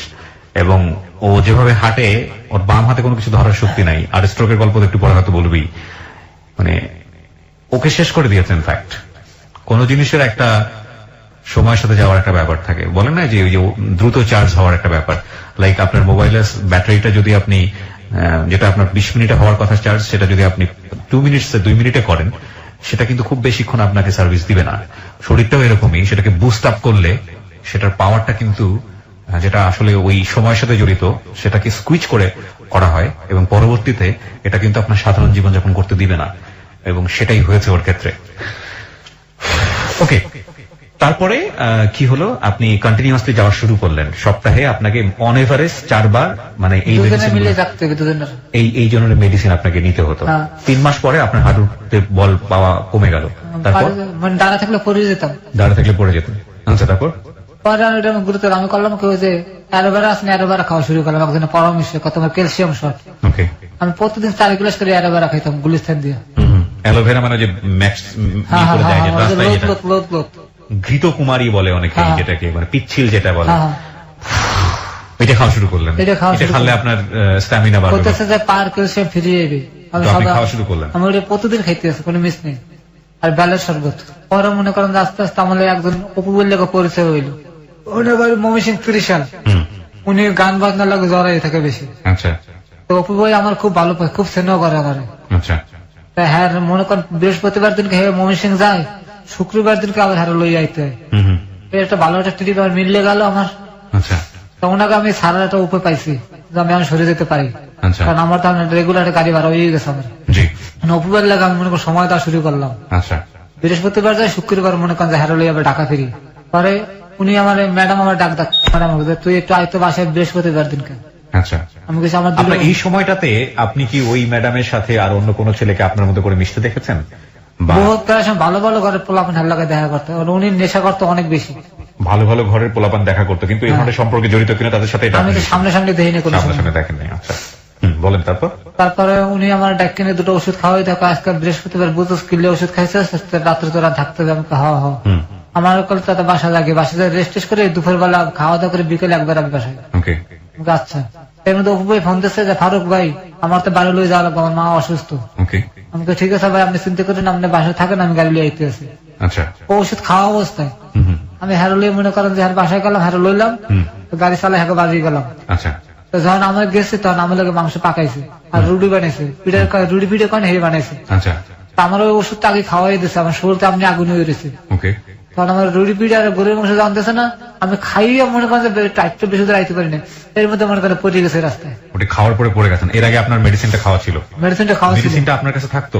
না না, উনি আমার খাওয়া দিয়েছে, রাত খাওয়ানোর কথা কই, কিন্তু আমি তো ওনার আমার এই পড়ছি। আচ্ছা আচ্ছা, মেডিসিন খাওয়ার পরে আপনি চলে আসছেন? আমি খাইয়ে মনে করেন চলে এই পড়ছি, আমি উপবের হলে মমিসিং এই পড়ছি। ওকে, তারপরে আপনি ওইটা খাওয়ার পরে পড়ে গেছেন? না, এই গরুর মাংস খাইছে, রুটি পিঠে খাইছে, খাইয়ে মনে করেন আপনি জানতে আমরা লইয়েছেন না অত দূরত্ব, ফলে একটা মোর ঘুরে আমি গাড়ি ধরে আইসে মতো দেখে আমার 2 পা হাড়ির দিয়ে রক্ত মানে খিসে লয়ে যেতে স্যার, আমি খিচে ধরেছে, খিসে ধরছে। তখন আমি ভয় পেয়ে আমি মানে গাড়ির দরজাটা খুলে এসিটা সাইজিয়া আমি একটু শুয়েছি, শোয়ার পর দিয়ে আমার হাতার পা কোনোটা লড়ে না, হাত পা কোনো কিছু নড়ছে না। পরে মনে করেন 8টা মনে করেন যে কোনো দরজার গেটটা খুললাম, এক সাইডে কাইতে পড়ে গেছে, যাতে কেউ আপনাকে দেখতে পারে। হ্যাঁ, দেখতে পারে এই চিন্তা। আপনার সাথে ঘটনাটা কবে ঘটলো? কবেকার ঘটনা এটা? আজ থেকে কতদিন আগের ঘটনা? 8 মাস। আজ থেকে 8 মাস আগের ঘটনা? 8 মাস 10 দিন হতে পারে এরকম। হ্যাঁ, আচ্ছা বলেন, তারপর আমি গেটটা খুললে এক সাইডে কাইতে পড়ে গেছে, তার আশেপাশের লোকজন দেখে আমি পড়ে আমি ঠ্যাং ফেবিল করতেছে, লড়তে পারি না। পরে অপুভাই আপনি ড্রাইভার জানে কেমন করতে আছে, তাড়াতাড়ি অপুভাই আইসে, ফারুক ভাই কি হয়েছে আপনার, মাথা পানি ফুড়ে দিয়ে একটা প্রেশারের ওষুধ খাওয়াই দিলে আমার লই গেল ময়মনসিংহ মেডিকেলে। আচ্ছা, ব্যান গাড়িতে করিয়া নেওয়ার পর আমার কিচ্ছু লাগে না ভাই, বিশ্বাস করেন।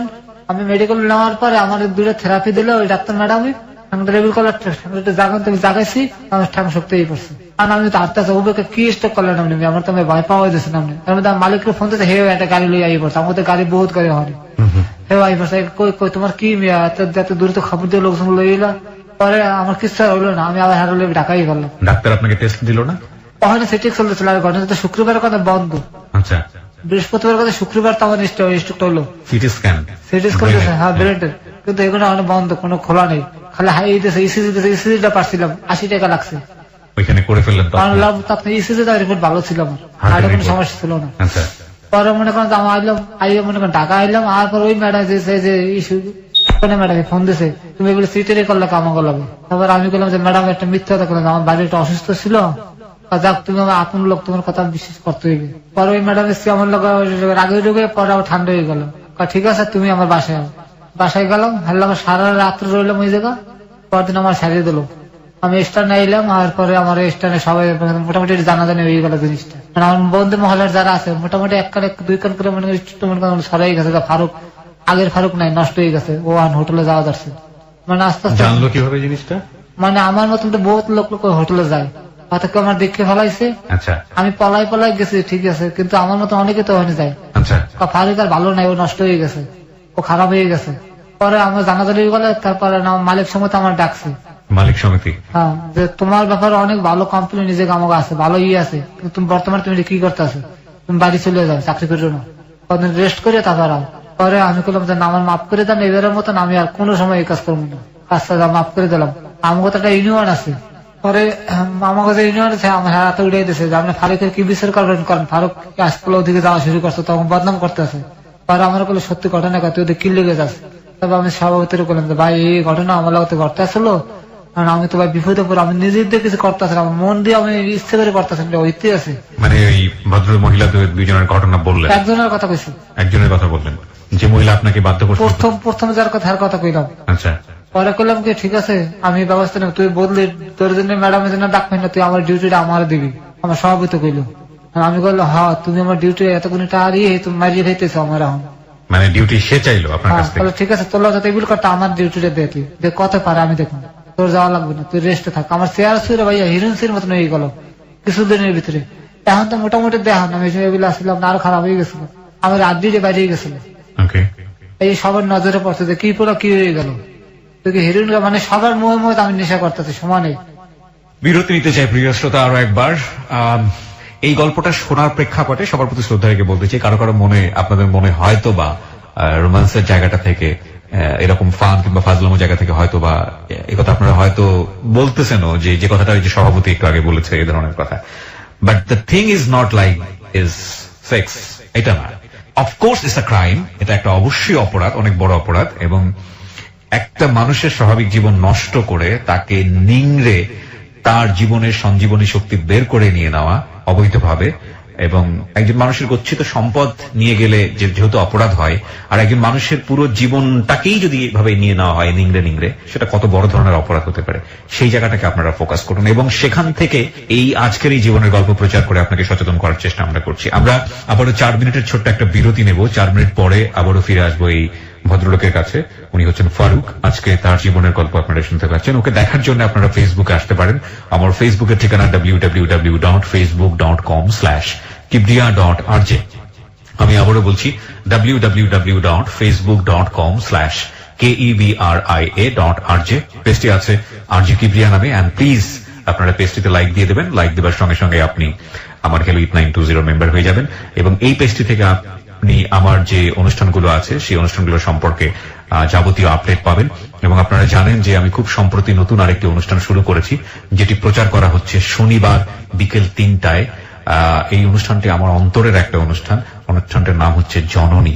আপনাদের সবারই একবার করে মায়ের প্রতি ভালোবাসা থেকে এই অনুষ্ঠানটি শোনা উচিত। শনিবার বিকেল 3টায় শুরু হয়, 3টা 10 থেকে 4টা পর্যন্ত, 1 ঘন্টার খুবই অল্প সময়ের জন্য, এবং নিশ্চয়ই আপনারা অনুষ্ঠানটা মিস করবেন না। জননী প্রতি শনিবার বিকেল 3টায়। ক্লোজ আপ মনে করিয়ে দেয় জীবনের দুর্দান্ত কিছু মুহূর্ত। এসব মুহূর্তের দেখা পেতে পেরোতে হয় হাজারো বাধা বিপত্তি। বাধা অতিক্রম করতে গেলে অনেক সময় আসে ব্যর্থতা। চেষ্টা, সাহস, আত্মবিশ্বাস এবং ইচ্ছা শক্তির মাধ্যমেই আমরা জয় করতে পারি সব বাধা, অর্জন করতে পারি জীবনের কিছু দুর্দান্ত মুহূর্ত। ক্লোজ আপ দুর্দান্ত ফ্রেশনেস বানায় দুর্দান্ত মুহূর্ত। ফিরবো ঠিক 4 মিনিট পর। Close Up presents Hello 8920. Close Up. The closer, the better. প্রিয় শ্রোতা, আমরা আবারও স্বাগত জানাচ্ছি আপনাকে ক্লোজ আপ প্রেজেন্স হ্যালো 8920-তে। ফারুক রয়েছে আজকে জীবনের গল্প বলার জন্য। ক্লোজ আপ মনে করিয়ে দেয় জীবনের দুর্দান্ত কিছু মুহূর্ত। এসব মুহূর্তের দেখা পেতে পেরোতে হয় হাজারো বাধা বিপত্তি। বাধা অতিক্রম করতে গেলে অনেক সময় আসে ব্যর্থতা। চেষ্টা, সাহস, আত্মবিশ্বাস এবং ইচ্ছা শক্তির মাধ্যমেই আমরা জয় করতে পারি সব বাধা, অর্জন করতে পারি জীবনের কিছু দুর্দান্ত মুহূর্ত। ক্লোজ আপ দুর্দান্ত ফ্রেশনেস বানায় দুর্দান্ত মুহূর্ত। ফারুকের কাছে যাবার আগে আপনাদেরকে বলতে চাই, আপনারা নিশ্চয়ই জানেন জীবনের গল্প 2 বইটি বাজারে পাওয়া যাচ্ছে এবং আপনি যদি বইটি সংগ্রহ করতে চান তাহলে ফোন করবেন 16297 এই নম্বরে। আমি আবারও বলছি 16297 এই নম্বরে। বইটি আপনি রকমারি.com থেকে কালেক্ট করতে পারবেন মাত্র 150 টাকায়। হ্যাঁ, আমরা ফারুক কথা না বাড়িয়ে আবারও আপনার কাছে ফিরছি। তারপর সভাপতি করলে আমি রাজি হলাম।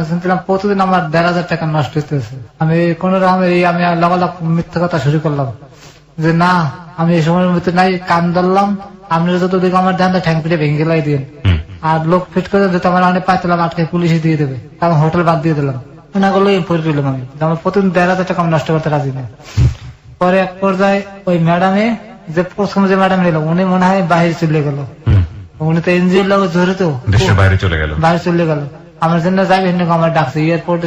উনি যে যাই আমার কয় উনি উনি ব্যাগটা গাড়িতে উঠে গেছিল এয়ারপোর্ট। চলো এয়ারপোর্ট আসলাম, আমি গাড়িতে যে আমার যে ঘটনা গুলি করছে এগুলো আপনারা কইতেছি। দেখ, আমি তোরা ভালো চাই, তুই বেশি করিস না, তোর জীবনটাকে তুই খুয়াবি, তোর ভালো চাই দেখে আমি আইলে তোর লোক ভালো জিনিস তুই খাইলে আবার ঠিক হয়ে যাবি, সব ঠিক হয়ে যাবে। তারপর তোর বাইরে চিকিৎসার লোকে পাঠাবো, তুই ম্যাডামের দ্বারা আর যাবি না, তোর কিন্তু ম্যাডাম পঙ্গু বানিয়ে হেলাইবে। উনি কথা কিন্তু আমি জিনিসটা বুঝতে করতে পারিনি ভাই, নলেজে ঢুকে নেই আমার। হ্যাঁ, তোর আমি কিছু টাকা দিয়ে যেতেছে, তুই 1 মাস ফুল ঘরের মধ্যে খাবি আর ঘুমাবি, কোথাও যাবি না। উনি আমার 20,000 টাকা দিয়ে গেল। আমি যে নাই শুনি তোর তোর পিছনে কিন্তু আমার লোক লাগাই না থাকবে। উনি যা করলো সবে হা করে গেলাম। তারপর উনি গেল গিয়া স্টকটা আমি করে ঢাকা মেডিকেলে যাওয়া। ওই ম্যাডাম একটা ফোন দিয়েছিলাম, দ্বিতীয় ম্যাডাম আমি তো স্টক করছি, আমি তো ঢাকা মেডিকেলে। তুই কোনো চিন্তা, তোর যত চিকিৎসা যত টাকা লাগে আমি দেবো, থাক। এই রাত্রে বলে কথা কথা সকালবেলা ঠিক উনি আইসি, একটা বোরকা পরিয়া আমার পাশে খারাইছে, আমি চিনতে পারিনি। উনি আমার অনেকক্ষণ ধরে আমার টাকা দিল আমার নাকমুড়ির দিকে, দেখে মাথা রেবিল করিয়া চলে গেল। তো আমি চেহারা দেখতে পারিনি, চক্ষু দেখছে খালি। কত সে রাত্রে, আর ওই সময় আমার বউ আমার লগে। মানে জানতো যে আপনি ধরনের পেশার সঙ্গে জড়িত আছেন? না না না, হাল্লা তো আমার কোনো সম্পর্কই নাই না। ইউনিয়নে যখন আমি স্টক করছি তখন লগালগ আমি মনে করি মানে খুব কাছের মনে করি, এখন ফোন দিয়েছে রাত্রি যে ভাই আমার শরীরের অবস্থায় বিলে। আর সকালবেলা আমার বাসায় পড়ছে। সিএনজিতে করে আমার ঢাকা মেডিকেল লইছে। এটা কি আপনার সেকেন্ড টাইম স্ট্রোক? জি জি, সেকেন্ড টাইম স্ট্রোক। ওকে। তখন ওই যে আমাকে ইউনিয়নে কাগজপাতি দেওয়া থাকে আর সবার আপন জনের নাম্বার টাম্বার মোবাইল নাম্বার ওটার মধ্যে দেওয়া থাকে। ওকে। তো আমার ওই সময় আমার বোন নাম্বার দেওয়া আসলো আমার। ওকে। হিসেবে তো আমার ডিভোর্স হয়নি। ওকে। তো কাগজপত্রের মধ্যে ওই নাম্বার খুঁজে দেবে, আমি ছোট ভাইয়ের নাম্বার এই সব পাইছি। তাই সবার ফোন দিছে, বাড়িতে যখন ফোন দিছে তখন আমার মা মনে করছে আমার কাছে অনেক টাকা আছে, আর এটা আমি জিরো, কিছু নেই আমার লাগে। ওকে। পরে আমার বোন লাগে আমার মাল লাগে বাজাবাজি মেডিকেলে বই। ওকে। বই করে এখানে চিকিৎসা করা আমার স্বামী তালাক দিতে সাথে কিছু আমি ছাড়বো না। আর মা গা তোরে আর বিশেষ করে তুই এত এত কাহিনী করছিস আমার পোলার লাগে, আমি আমার পোলা নিয়ে ঢাকা নিয়ে বরিশাল নিয়ে চিকিৎসা করাবো। লাগলো দুজনের ভিতরে, ডাক্তারে আমার নাম কেটে দিল যে আপনাকে ঝগড়া লাগে আশেপাশে রোগীর অসুবিধা হয়েছে আছে, আপনি রোগী লয়ে যান। পরে আমার বরিশাল লয়ে গেল, নিয়ে আমার মনে করেন যে এই বরিশালে যাওয়ার পর মনে করেন শুরু হলো অত্যাচার। ওকে। আবার সে অত্যাচার। মায় বাপে কইতেছে যারা মসজিদের সামনে হালায় হালার ফলে অনেক অন্যায় করছে জীবনে, মানুষের নামাজ পড়ে যাইবে আর দোয়া করবে, এই পাপের ফসল। প্যারালাইসিস মানুষের ভালো মানুষের অনেক, এগুলো প্রাণের জায়গায় হারা গেছে পাপিষ্ট। মসজিদের সামনে হয়তো মানুষের যাইবে আর দোয়া করবে, এতে ভালো হয়ে যাবে। এটা আপনার এলাকার লোকজন বললো? আমার বাপে বললো। আপনার বাপে বললো এটা? হ্যাঁ। পরে মায় রাজি হইলো, পরে একটা তেরফল মসজিদের ঠিক দরজাটার সামনে হলো, রোদের মধ্যে শুয়ে তার আমির মধ্যে হইয়ে থাকতাম। বাগামারের তেল আসলো, তেল তেল সাপের তেল, এতে আমার পাউডার আপনি দেখাতে পারলো একটু বুঝতেন ভাইয়া। এই দেখান পড়ছে কেমন ঠান্ডা রে। একটু একটা মিনিট। হ্যাঁ দেখতে পাচ্ছি। দেখছেন পুড়িয়ে ফেলার সময় ওই তেল মেখে রোদের মধ্যে হালা চামড়া ফুললে উঠতো আমার। ওই তেল দেওয়ার পরে চামড়া ফুললে ঠোঁস ধরে উঠতো, পানির লোকে সিলেতাম, কেউ একটু দাঁড়াইতো না। পরে ভাইয়া আমার খুব খারাপ লাগতেছিল যে আমার হার্টের মধ্যে আস্তে আস্তে ব্যথা শুরু হয়ে গেল। এই দেখে জিনিসপত্র দেখে কোথাও আমার মেডিকেলে ভর্তি করবে। আমার বউরের আমি খারাপ করে ভালো করে করছে জানেন, আমার ইউনিয়ন থেকে টাকা উড়েছে। হ্যাঁ, ও আই আমার চিকিৎসার দায়ভার লইল যে আমার স্বামীর আমার হালাত ডিভোর্স হোক, একটা মানুষরা বাঁচানোর চেষ্টা করে যাই। আর ওই 4,000 টাকা দেওয়ার দ্বারা আমি জানি না, ওকে তোমার সমিতি দিয়ে 4,000 টাকা দিছে। আমি ওই আগের কথা ভুলে গেলাম যে ও আমার পাশে দাঁড়াইছে তো। পরে 4,000 টাকা সিটি স্কুল করলো, রক্ত পরীক্ষা করলো, আমার সবাই ধরে নিয়েছে যে আমার অন্য কোনো রোগ হয়েছে। হ্যাঁ, পরে রক্ত পরীক্ষার মধ্যে কিচ্ছু পাইল না, ফ্রেশ। আমি ভয় পেয়ে গেছি রক্ত পরীক্ষার কথা হয়নি, পাওয়ার যদি যায় কিছু একটা। হ্যাঁ, পরে আমার ওষুধ পানি কিনে টেন দিয়ে আমার বউ আমার গেল গিয়া, আবার চলে গেল। হ্যাঁ চলে গেল, হ্যাঁ মতো চলে গেল। সবাই আমার মনে মধ্যে সন্দেহ থাকলে কি আমার মনে ক্যালসিয়াম শর্ট হয়ে গেছে। মায়ের বলে মা আমার একটা পুঁই শাক আর ঢ্যাঁড়স খাওয়া খালি। হ্যাঁ, এই দুইটা জিনিস আমার কারণে কোনো লজ্জত মজ্জত নাই। হ্যাঁ, আমি তো মনে করি একটা কথা করলে লাগালে কথাটা এমন ভাবে কয় আমার খুব কষ্ট লাগে মনের ভিতরে। আমি কইলে মা আমার ভাত নরম করে আমি চাবাইতে পারি, আমি কথা কইতে পারি, কথা কইতে পারিনি। এত বেশি দুর্বল হয়ে গেলেন আপনি? এত দুর্বল হয়ে গেলাম। আমি ভাত খাইলে মুখটা পড়ে যেত, তো মায়ের কইলে মা নরম করে ভাত রাঁধতে আমি গিল্লে যেতে পারি। কোনো সারা পেলাম না, মানে কি যে শুরু হলো যে আমি মনে করি বাংলা ছবির ভিতরে অভিনয় করতে আছি। পরে পাশের বাসার এক মহিলা এ করে, দেখ ভাই তুই এনে থাকো, তোর জীবন দাঁড়াবে, তুই ঢাকার বন্ধ ঢাকা যা, মরিয়ে গেলে তুই আল্লাহর দুনিয়া, অনেক মানুষ পাবি, তোর দাফন করে দেবে যা, আর এনে থাকলে তোর লাশটারা পচাইবে, তুই থাকিস না। তখন আমি এলাকার দাদা বসে এক লোক মারা গেছে, একটা লাড়ি এসেছিল, লাড়িটা আমার হাঁটতে দিয়েছে, লাড়িটা লইয়ে গেল, এখন তার আমি হাঁটতে পারি না। পরে আমি চিন্তা করলাম আজকে আমি ঢাকা লঞ্চ উঠবই, তা মালিক সমিতি দিয়ে আমার গোপনে 1,000 টাকা এক বন্ধু পাঠাইছিল যদি কিনে খাইতে পেন, ওই 1,000 টাকা আমার লগে আসলো। ওই সময়টাতে যে ভদ্র যারা এই কাজটা করছিল ওরা কোথায়, দেশের বাইরে? না, একজন দেশে, আর একজন তো গেছে কি, আরেকজন দেখেই ভেগেছে। আপনার সঙ্গে কোনো যোগাযোগ রাখেন? মেডিকেল দেখে তো পলাইলো, মানে আমি খালি চোখ দেখছি, আর বুঝতে বোঝেন নেই। আমার তো স্ট্রোক করা মাথায় কতটা বুঝতে পারতেছি না, ওটা দেখে সে পালিয়ে গেছে। মানে আমার দিকে তাকাই খালি মাথা রেবিল করলো, কথাবার্তা না বলে, মানে চিনছো এটা যেন না বলে। হ্যাঁ, রেবিল করে আমার পাশে তোমার বই স্টুল বই রয়েছে, ছোট বাচ্চার বুকের মধ্যে, মানে ইশারা দিল যে তুমি আমাকে দেখছো, এটা বোঝায় না, মানে মাথা ঝুলে চলে গেল। আর যাওয়ার সময় খালি রেবিল করলো থাকো থাকো। তা মনে করলাম যে পরে মনে করছে যে লোক কিছু একটা হেল্প পাঠাবে বা কিছু, কিন্তু এরপর তো নাম করতে লইয়ে গেল, হইল না। তারপর তার বরিশাল নিয়ে মনে করেন ট্রিটমেন্ট হচ্ছে, বরিশালের গল্পই বলতেছিলেন, তারপর কি হলো? বরিশাল নিয়ে এই অবস্থা। পরে আমার ওই বন্ধুর 1,000 টাকা দিয়েছিল আমার দ্বারা, এই বিকাশ করে টাকা নাম্পা করে আসলো। আমার পাশের সামনে কদু গাছের যাহা বুঝেন যে কদু গাছের জাংলা বলে এটাকে, একটা বাঁশ খুললিয়া, তারপর আমি মনে করছি আমার একটা বাঁশ খুলে দেন তো ভাই, একজন একটা বাঁশ খুলে দিচ্ছে, আমি বাঁশ লইয়া ব্যাগ কান্দে ঝুলাইয়া ওই বাঁশের উপর ভর দিয়ে ভর দিয়ে আমি লঞ্চ হয়েছি। লঞ্চে আসছেন? হ্যাঁ, আসে লঞ্চে উঠছি অনেক কষ্ট করে, আপরে লঞ্চে উঠছি। পরে লঞ্চে উঠলাম, লঞ্চে টাকা এলাম, টাকা স্ট্যান্ড আবার আছে, জানি গাড়ি ছিল ওরা দেখে তো অবাক তুই এই কেমনে এলি। থাকার পরে সেরাজিম নামে একটা আছে, বেসরকারি একটা আছে থেরাপি, ওই জায়গাটা কিছুদিন আমি দিলাম, দেওয়ার পর মানে আমার পাওয়াটা মোটামুটি ছাড়ছে, এই ডান পাটা ডান একটা ছাড়ছে। ওকে, এখানে একটু কথা বলে নি প্রিয় শ্রোতা, ওকে গল্প বলতে বলতে মাঝে মাঝে থেমে যেতে হচ্ছে, এবং যে কারণে আমাকে একটু বেশি বেশি ইন্টারাপ্ট করতে হচ্ছে, কারণ ও অনবরত কাঁদছে। ওর চোখ দিয়ে যে পানিটা পড়ছে সেই পানিটা আপনারা দেখতে পাচ্ছেন না, হয়তো ভিডিও যারা দেখেছেন তারা কিছুটা আজ করতে পারছেন, সেটা আমাকে সামনাসামনি বসে দেখতে হচ্ছে। জীবন সায়ান্নে একটা মানুষ যখন পৌঁছে যায় শারীরিক ভাবে, তখন আসলে কতটা ভয়াবহ অবস্থা হতে পারে সেটা না দেখলে আসলে বুঝবেন না। এবং ওর কাদার ফুপিয়ে ফুপিয়ে কাদার শক্তি ওর শরীরে নাই, সত্যিকার অর্থেই নাই। ও এতটাই বেশি মেডিসিনের ইফেক্টে আক্রান্ত, চোখে না দেখলে আপনারা বুঝতে পারবেন না, ভিডিওটা দেখলে আপনারা বুঝতে পারবেন। যদি ভিডিওটা দেখতেছেন চলে আসুন আমাদের ফেসবুকের ঠিকানা www.facebook.com/kibria.rj। আরো একবার বলছি www.facebook.com/kebria.rj, পেজটি আছে RJ কিবরিয়া নামে। ওখানে লাইক দিয়ে দিলেই আপনারা মেম্বার হয়ে যাবেন এবং এই ভিডিওটি আপনারা দেখতে পাবেন। আসলেন লঞ্চে, তারপরে স্টে নেওয়ার পরে সবাই মিলে দিলে উদ্যোগ নিলে আমার চিকিৎসা করবে, কারণ আমার লাগার কেউ মেডিকেলে যায় না, সবাই কাজ মেডিকেল যে আমরা আছি। আমি বাসলেই ভর দিতে দিতে এমার্জেন্সিতে গেছে, এমার্জেন্সিতে প্রতিবন্ধী একটা কোঠা আছে খালি, ফির চিকিৎসা দেয় মেডিকেলে, এটা প্রধানমন্ত্রী বলে করিয়ে দিয়েছে। তা আমার দেখে আর প্রতিবন্ধী মনে করছে, আমি বললাম না প্রতিবন্ধী না, ভালো মানুষ, আমি প্রতিবন্ধীতে যাবো কথাটা কনে ভুল করে ফেলাইছি। ওহো, করলো না ভর্তি, মানে সবাই এটা প্রতিবন্ধী, এটা প্রতিবন্ধীর খাতা দিয়ে দেয়, আমি জানি যে প্রতিবন্ধী মানে পাগলের লোক আমার থাকতে হবে। আচ্ছা আচ্ছা, আমি বললাম নাম পাগল, নাম পাগল, প্রতিবন্ধী না, ভালো মানুষ, প্রতিবন্ধীর মধ্যে দেবেন কা, কিন্তু এই কথা না করলে আমার চিকিৎসাটা হইতো, সব চিকিৎসা ফিরে পেতাম আমার। তারপরে আমার একজন থাপুরতে বলো তোর তো কপাল পুললে, তোর তো সব চিকিৎসা ফিরিয়ে আসলো, এটা মাননীয় প্রধানমন্ত্রীর তহবিল, সব ফিরে পেতে। বুঝতে পারিনি ভাই প্রতিবন্ধীর কথা কইয়া, পরে আমার নিল না, মেডিসিন বাড়ি লিখে দিলে বাড়ি দেখাইছি, আবার স্টেশনে এলাম, স্টেশনে আইয়া আমার ওই যে বউ ওই ইউনিয়নের সেক্রেটারি করে কেমনে কেমনে মনে করেন যে ই করে লইছে, আমার আর থাকতে দেবে না, আমার মারিয়ে বার করে দিল। এই যে ম্যাডাম ঘটনায় আমার ওই মোবাইলে মনে ফোন দিয়েছে, মনে করেন যে মানে কিছুটা ও হনছে, আর মোবাইল তো আমার বউর দ্বারা থাকতো, আমাদের মোবাইল নাই আর। এই আবার করলো যে এতে মানে এবিলেবল নষ্ট হয়ে গেছে। পরে সবাই মিললে চান্দৌড়ে আমরা, আর তুমি মোস মারো, আমার মারিয়ে বার করে দিল আমার স্ট্যান্ড দিয়ে।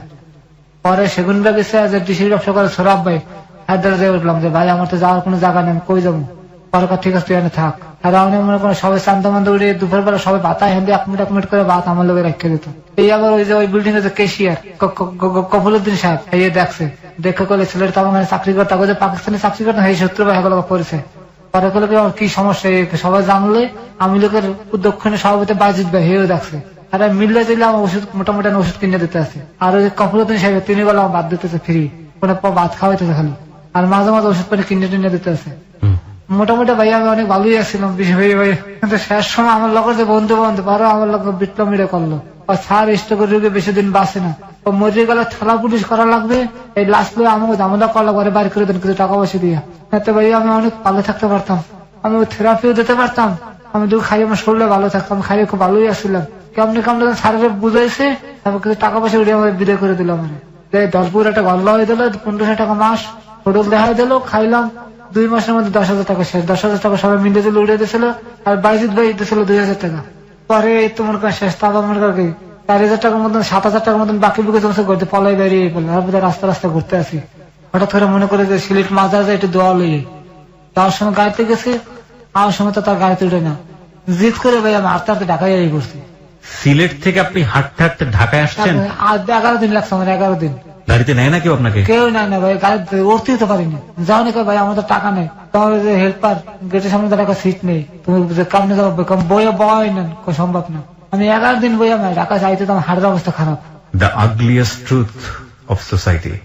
এবং যারা আজকের এই অনুষ্ঠানটা শুনছেন তারা হয়তো শুধু ওকে দোষী দিবেন, দোষী দেওয়াটাই স্বাভাবিক, কারণ ওই লোভটা না করলে বা ওর কি বা করার ছিল, তো ট্র্যাপে পড়েছে এখানে, লোভ না করে কিভাবেই বের হয়ে আসতে পারতো। তবে এটা ঠিক যে ওর লোভ হয়েছিল মাঝখানে, কারণ ওর টাকা পয়সার কথা বারবার আসছিল, ওর জায়গাটা থেকে লোভটা করাটাও কি স্বাভাবিক না? এটাও একটা বড় প্রশ্ন।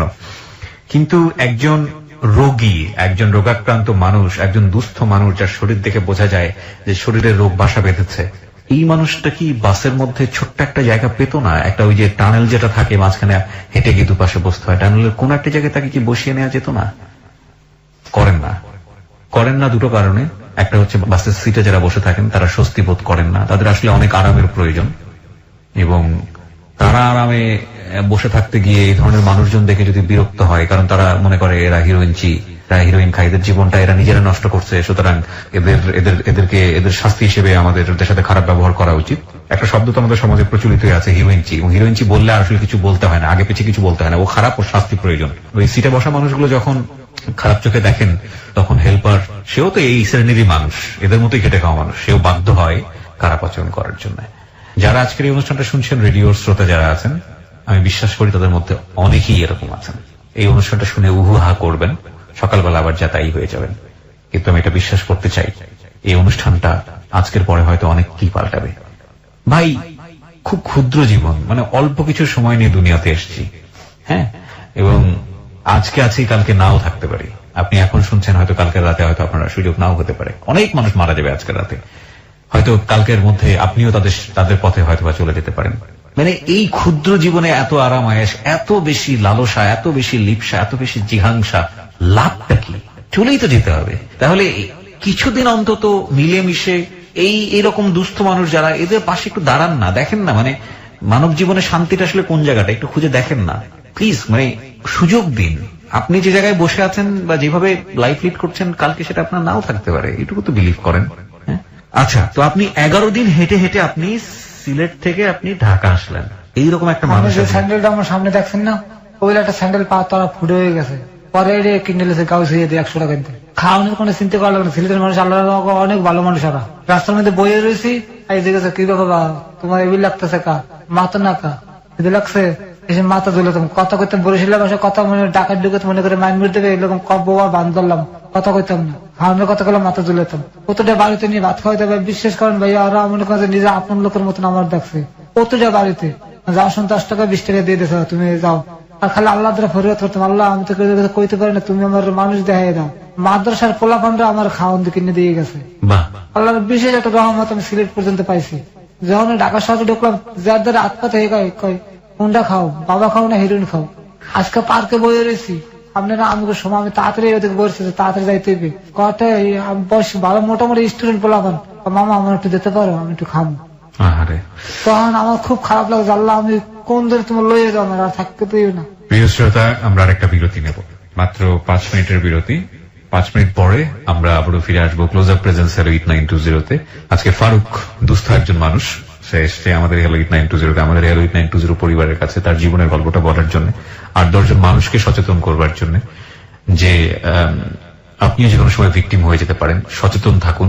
কিছু কিছু মানুষ থাকে একেবারেই বিনা লোভে বাধ্য হয়ে বিপদে জড়িয়ে যায়।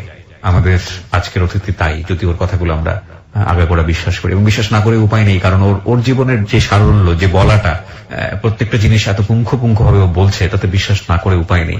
আমরা 5 মিনিট পরে আবারও ফিরে আসবো। ওকে যদি দেখতে চান চলে আসতে পারেন আমার ফেসবুক পেজে, ফেসবুকের ঠিকানা www.facebook.com/kebria.rj। আমি আবারও বলছি www.facebook.com/kebria.rj। পেজটি আছে আরজে কিবরিয়া নামে। ফিরছি ঠিক 5 মিনিট পর। Close Up presents Hello 8920. Close Up. The closer, the better. Close Up presents Hello 8920. Close Up. The closer, the better. প্রিয় শ্রোতা, আমরা একেবারে শেষের দিকে চলে এসেছি। নিঃসন্দেহে একটি দুর্ধর্ষ, কি বলবো, একেবারেই সহ্য করা যায় না এরকম একটি অমানবিক জীবনের গল্প। আমরা কথা না বাড়িয়ে আবারও ফারুকের কাছে ফিরতে চাই। যারা জীবনের গল্প বলতে আমাদের এখানে আসতে চান তারা আমাদেরকে ফোন করবেন। আমাদের ফোন নাম্বারটি হচ্ছে 09613892892। আমি আবারও বলছি 09613892892। হ্যাঁ ফারুক, শুনি তারপর। নারায়ণগঞ্জ গেছে, আমার এক বন্ধু থাকে ড্রাইভার, আমি খোঁজার লোকে নারায়ণগঞ্জে গেলাম। আচ্ছা, চাষারা যে আমি অসুস্থ হয়ে পড়ি, নারায়ণগঞ্জ চাষারা। হ্যাঁ, পরে আমি যে 8 অবস্থায় স্ট্রোক করছি আমি নিজে জানি না। ডাক্তার একটা স্বাস্থ্য সেবা আছে নারায়ণগঞ্জে, ওনার ডাক্তারে করলেন নাম টিকিট কেটে দেখালাম, উনি কাউকে দেখে কথাবার্তা করে কাউকে আপনি স্ট্রোক করছেন, আপনি এই মুহূর্তে আপনার আত্মীয়স্বজন খবর দেন। তার আগে একটা কাজ আমরা একটা ইসিজি করে নিলেন, ইসিজি দেখে আপনি বাঁচতে আছেন, হয়তো বিশ্বাস হয় না। তখন আমি ইসিজি রেফারেটরে কাউকে আপনি ঢাকা যেয়ে যে কোনো যে মেডিকেল পাবেন হেঁটে যায় তাতে ভর্তি হইবেন। আমি ওই মুহূর্তে মনে করেন যে ঢাকা দিকে রওনা দিলাম। আচ্ছা আর বাড়িতে একটা ফোন দিলাম যে তোমরা যদি আমার পারো একটু আমার পাশে দাঁড়াও। কেউ আর আমার পরে ফোন দিলাম, কেউ ফোন ধরে না। পরে আমি মিটফুট হাসপাতালে আইলাম। আইয়া মনে করেন কাগজ দেখাইলাম যে আমার ইসিজি রিপোর্ট, আর লগালগ আমার ভর্তি দিয়ে দিল। আইসিইউ তো হয়ে গেল, নিয়ে অনেকগুলো ট্যাবলেট দিল, এগুলো একবারে খাই শুয়ে থাকেন এখানে, কোনো কথাবার্তা দরকার না। আপনি কালকে দিনে কথা কম আপনি লাগে দিনে এই কাকা আপনি একটা ইসিজি করা লাগবে, এই একটা ইসিজি আমরা বিশ্বাস করতে পারি না, আমাদের কোনো টাকা নেই। পরে অন্য ডাক্তারের কথা ঠিক আছে ভর্তি নাও, ভর্তি নিল। আমার 2 দিন পরে বড় ডাক্তার এলো। বড় ডাক্তার আছে আমি তো করে কইতে পারি না যে স্যার আমার এই সমস্যা, মেডিকেল বার করে দেয়। হ্যাঁ যে ট্রিটমেন্ট দেয়, ট্রিটমেন্ট আমি চলতে আছে। আপনি অনুষ্ঠানের খোঁজটা পেলেন কিভাবে? আমি আপনার অনুষ্ঠানটা প্রতিবার যখন গাড়ি চালাতাম, যখন দূরে যেতাম, আমি আপনার অনুষ্ঠানটা শুনতামই সবসময় শুনতেন? সব সময়। আমি প্রথম শুনে যাই কবে জানেন, ওই যে একটা মাইয়ারে মনে করেন যে ওই যে আসলে নৌকায় বইয়া আপনার অনুষ্ঠানটা আপনার যাহা বলিব সত্য বলিব, হ্যাঁ যেটা প্রচার হয়। হ্যাঁ পোলাটারা মনে করেন যে নদীর ওদিকে লইয়ে যায় আর এবং মেয়েটাকে রেপ করেছিল। হ্যাঁ শুরু করে আমি এটা যাহা বলিব সত্য বলিব সম্ভবত 3য় বা 4র্থ এপিসোড ছিল এবং খুবই সারা জাগানো একটা এপিসোড ছিল। জি, আমরা ঠিক জানি না এই মেয়েটি এখন কোথায় আছে, কেমন আছে। আমরা আশা করছি ভালো আছে, ভালো থাকুক সবসময়। যখন আমি সাহস করে এসেছিল আমাদের এখানে সোসাইটিকে নিজের কথাগুলো বলার জন্য, এবং পুরান ঢাকার মেয়ে সে। তো আপনার এই সময় মনে হলো যে আমি চিন্তা করলাম যে আমি যে কোনো সময় হার্ট স্ট্রোক করতে পারি। আমার 2 বার স্ট্রোক হয়ে গেছে। মনে হয় আমি একটু শান্তিতে ঘুমাইতে চাই, মাথা দিছে লগালগ দুনিয়ার এই কথা করে খালি মনে পড়ে কি ভুল করলাম, এই ভুল করলাম, খালি মানে প্রশ্ন জাগে। ছেলেটা কোথায় আপনার? আমার মায়ের দ্বারা আছে। কথা বলা হয় না ভাই, মনটা খালি খা খা কান্দে। কি জীবন, মনুষ্য জীবন কত দামি জীবন, সৃষ্টির সেরা জীব আমরা না, দুনিয়াতে আসলাম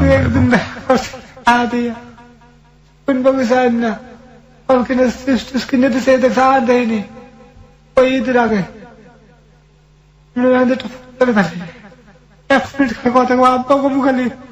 আপনি কথা বলবেন, আপনার যতক্ষণ ইচ্ছা আপনি আপনার ছেলের সঙ্গে কথা বলবেন। আপনি আমাদের ফোন আছে এখানে, কোনো সমস্যা নাই। আপনি ফোন করলে ফোন ধরবে? আমি ফোন দিলে আমার নাম্বার থেকে কথা বলবে? আল্লাহ যদি মিলিয়ে দেবে ভাই, দিতে পারে ভাই, আশা করে দেবে, আল্লাহ মিলিয়ে। ঠিক আছে, আমি টেলিফোন দিয়ে দেন। TNT থেকে দিব না? হ্যাঁ TNT দেখেন, এই নাম্বার গুলো মনে করে আমি দিই। TNT নাম্বারটা বোঝে না, TNT নাম্বার অনেক চালাক, পারি না। ডাক্তার আমার ডাইরেক্ট কইছে তুমি নেশা 2টা নেশা না করলে তোমার 2 লাখ হার্ট স্ট্রোক হইতে পারে না। তুমি কি নেশা করছো আমারে কও, আমার পাশে লইয়ে গেছে, আমি কিন্তু কি শিখে করবো, আমি বাড়ি করে দেবে। পারলাম না ডাক্তার গুলো কত কইতে, একমাত্র আপনার দ্বারা আমি আইসি মনের কথা কই, আমি নিশ্চিন্ত একটু ঘুমাবো। একটা রাইতে আমি ঘুমাই না ভাই, বিশ্বাস করেন, রাতে ঘুমের মতো লাফে উঠতে বইয়ে থাকি, মন দিয়ে একটু কেলে কথা কম পারি না ভাই, এই কথা করে জানাইতে পারি না ভাই, এত লজ্জার কথা। মানুষের রাত পাতলা ভাই হিরোইন থেকে লড়াই দেয় ভাই, ভাত খাই না রাত্রে, ডায়াবেটিস দেখে শুধু রুটি খেয়ে থাকি রাত্রে। এখন টাকা পয়সা আসে ওর থেকে, পান কিভাবে ভাই? যদি কেউ মায়া হয় ভাই, বইয়ে থাকে, রাত পাতি না। যদি আল্লাহ কেউ তো মনে করেন যে দয়া দিয়ে পাঠাতে 200 টাকা যদি কেউ দেয়, ওই ওষুধ তো দেশে ভাই লাগাই, হাড়ের ওষুধ দেশে কিনে খাইতে হবে, কিন্তু এত একদিনে কিনে খাইনি, শুধু এইটাই পকেটে রাই, দাম কম এইটাই পকেটে রাই, যান ব্যথা এইটাই খাই।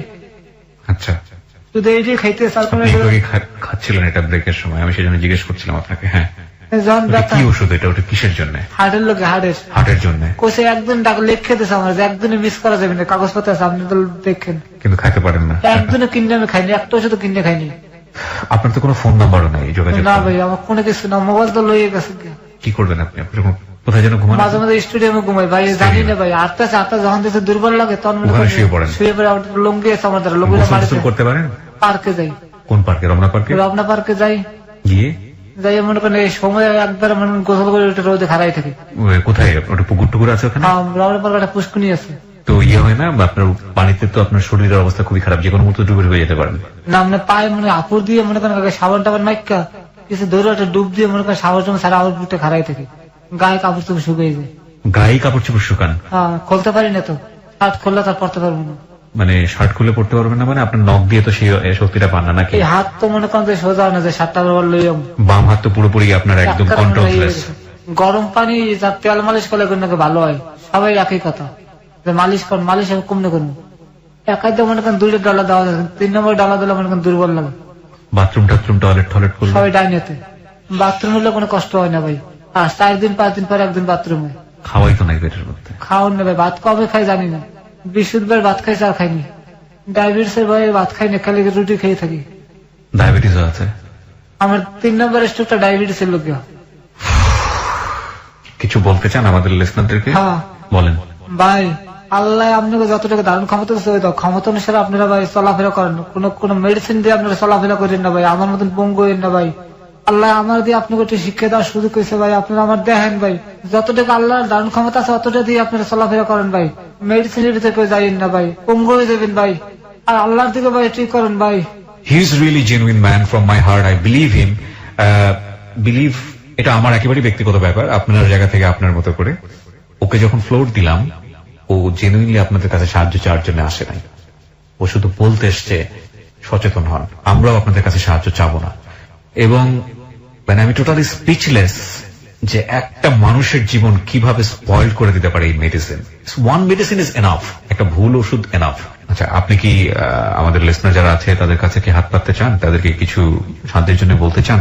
আমি না খাই শুয়ে রয়েছে ভাই, তো মনে করেন যে এই মনে করেন যে খিদা মনে করেন যে দুলি গেছে, তবে দাঁত পাতে নেই।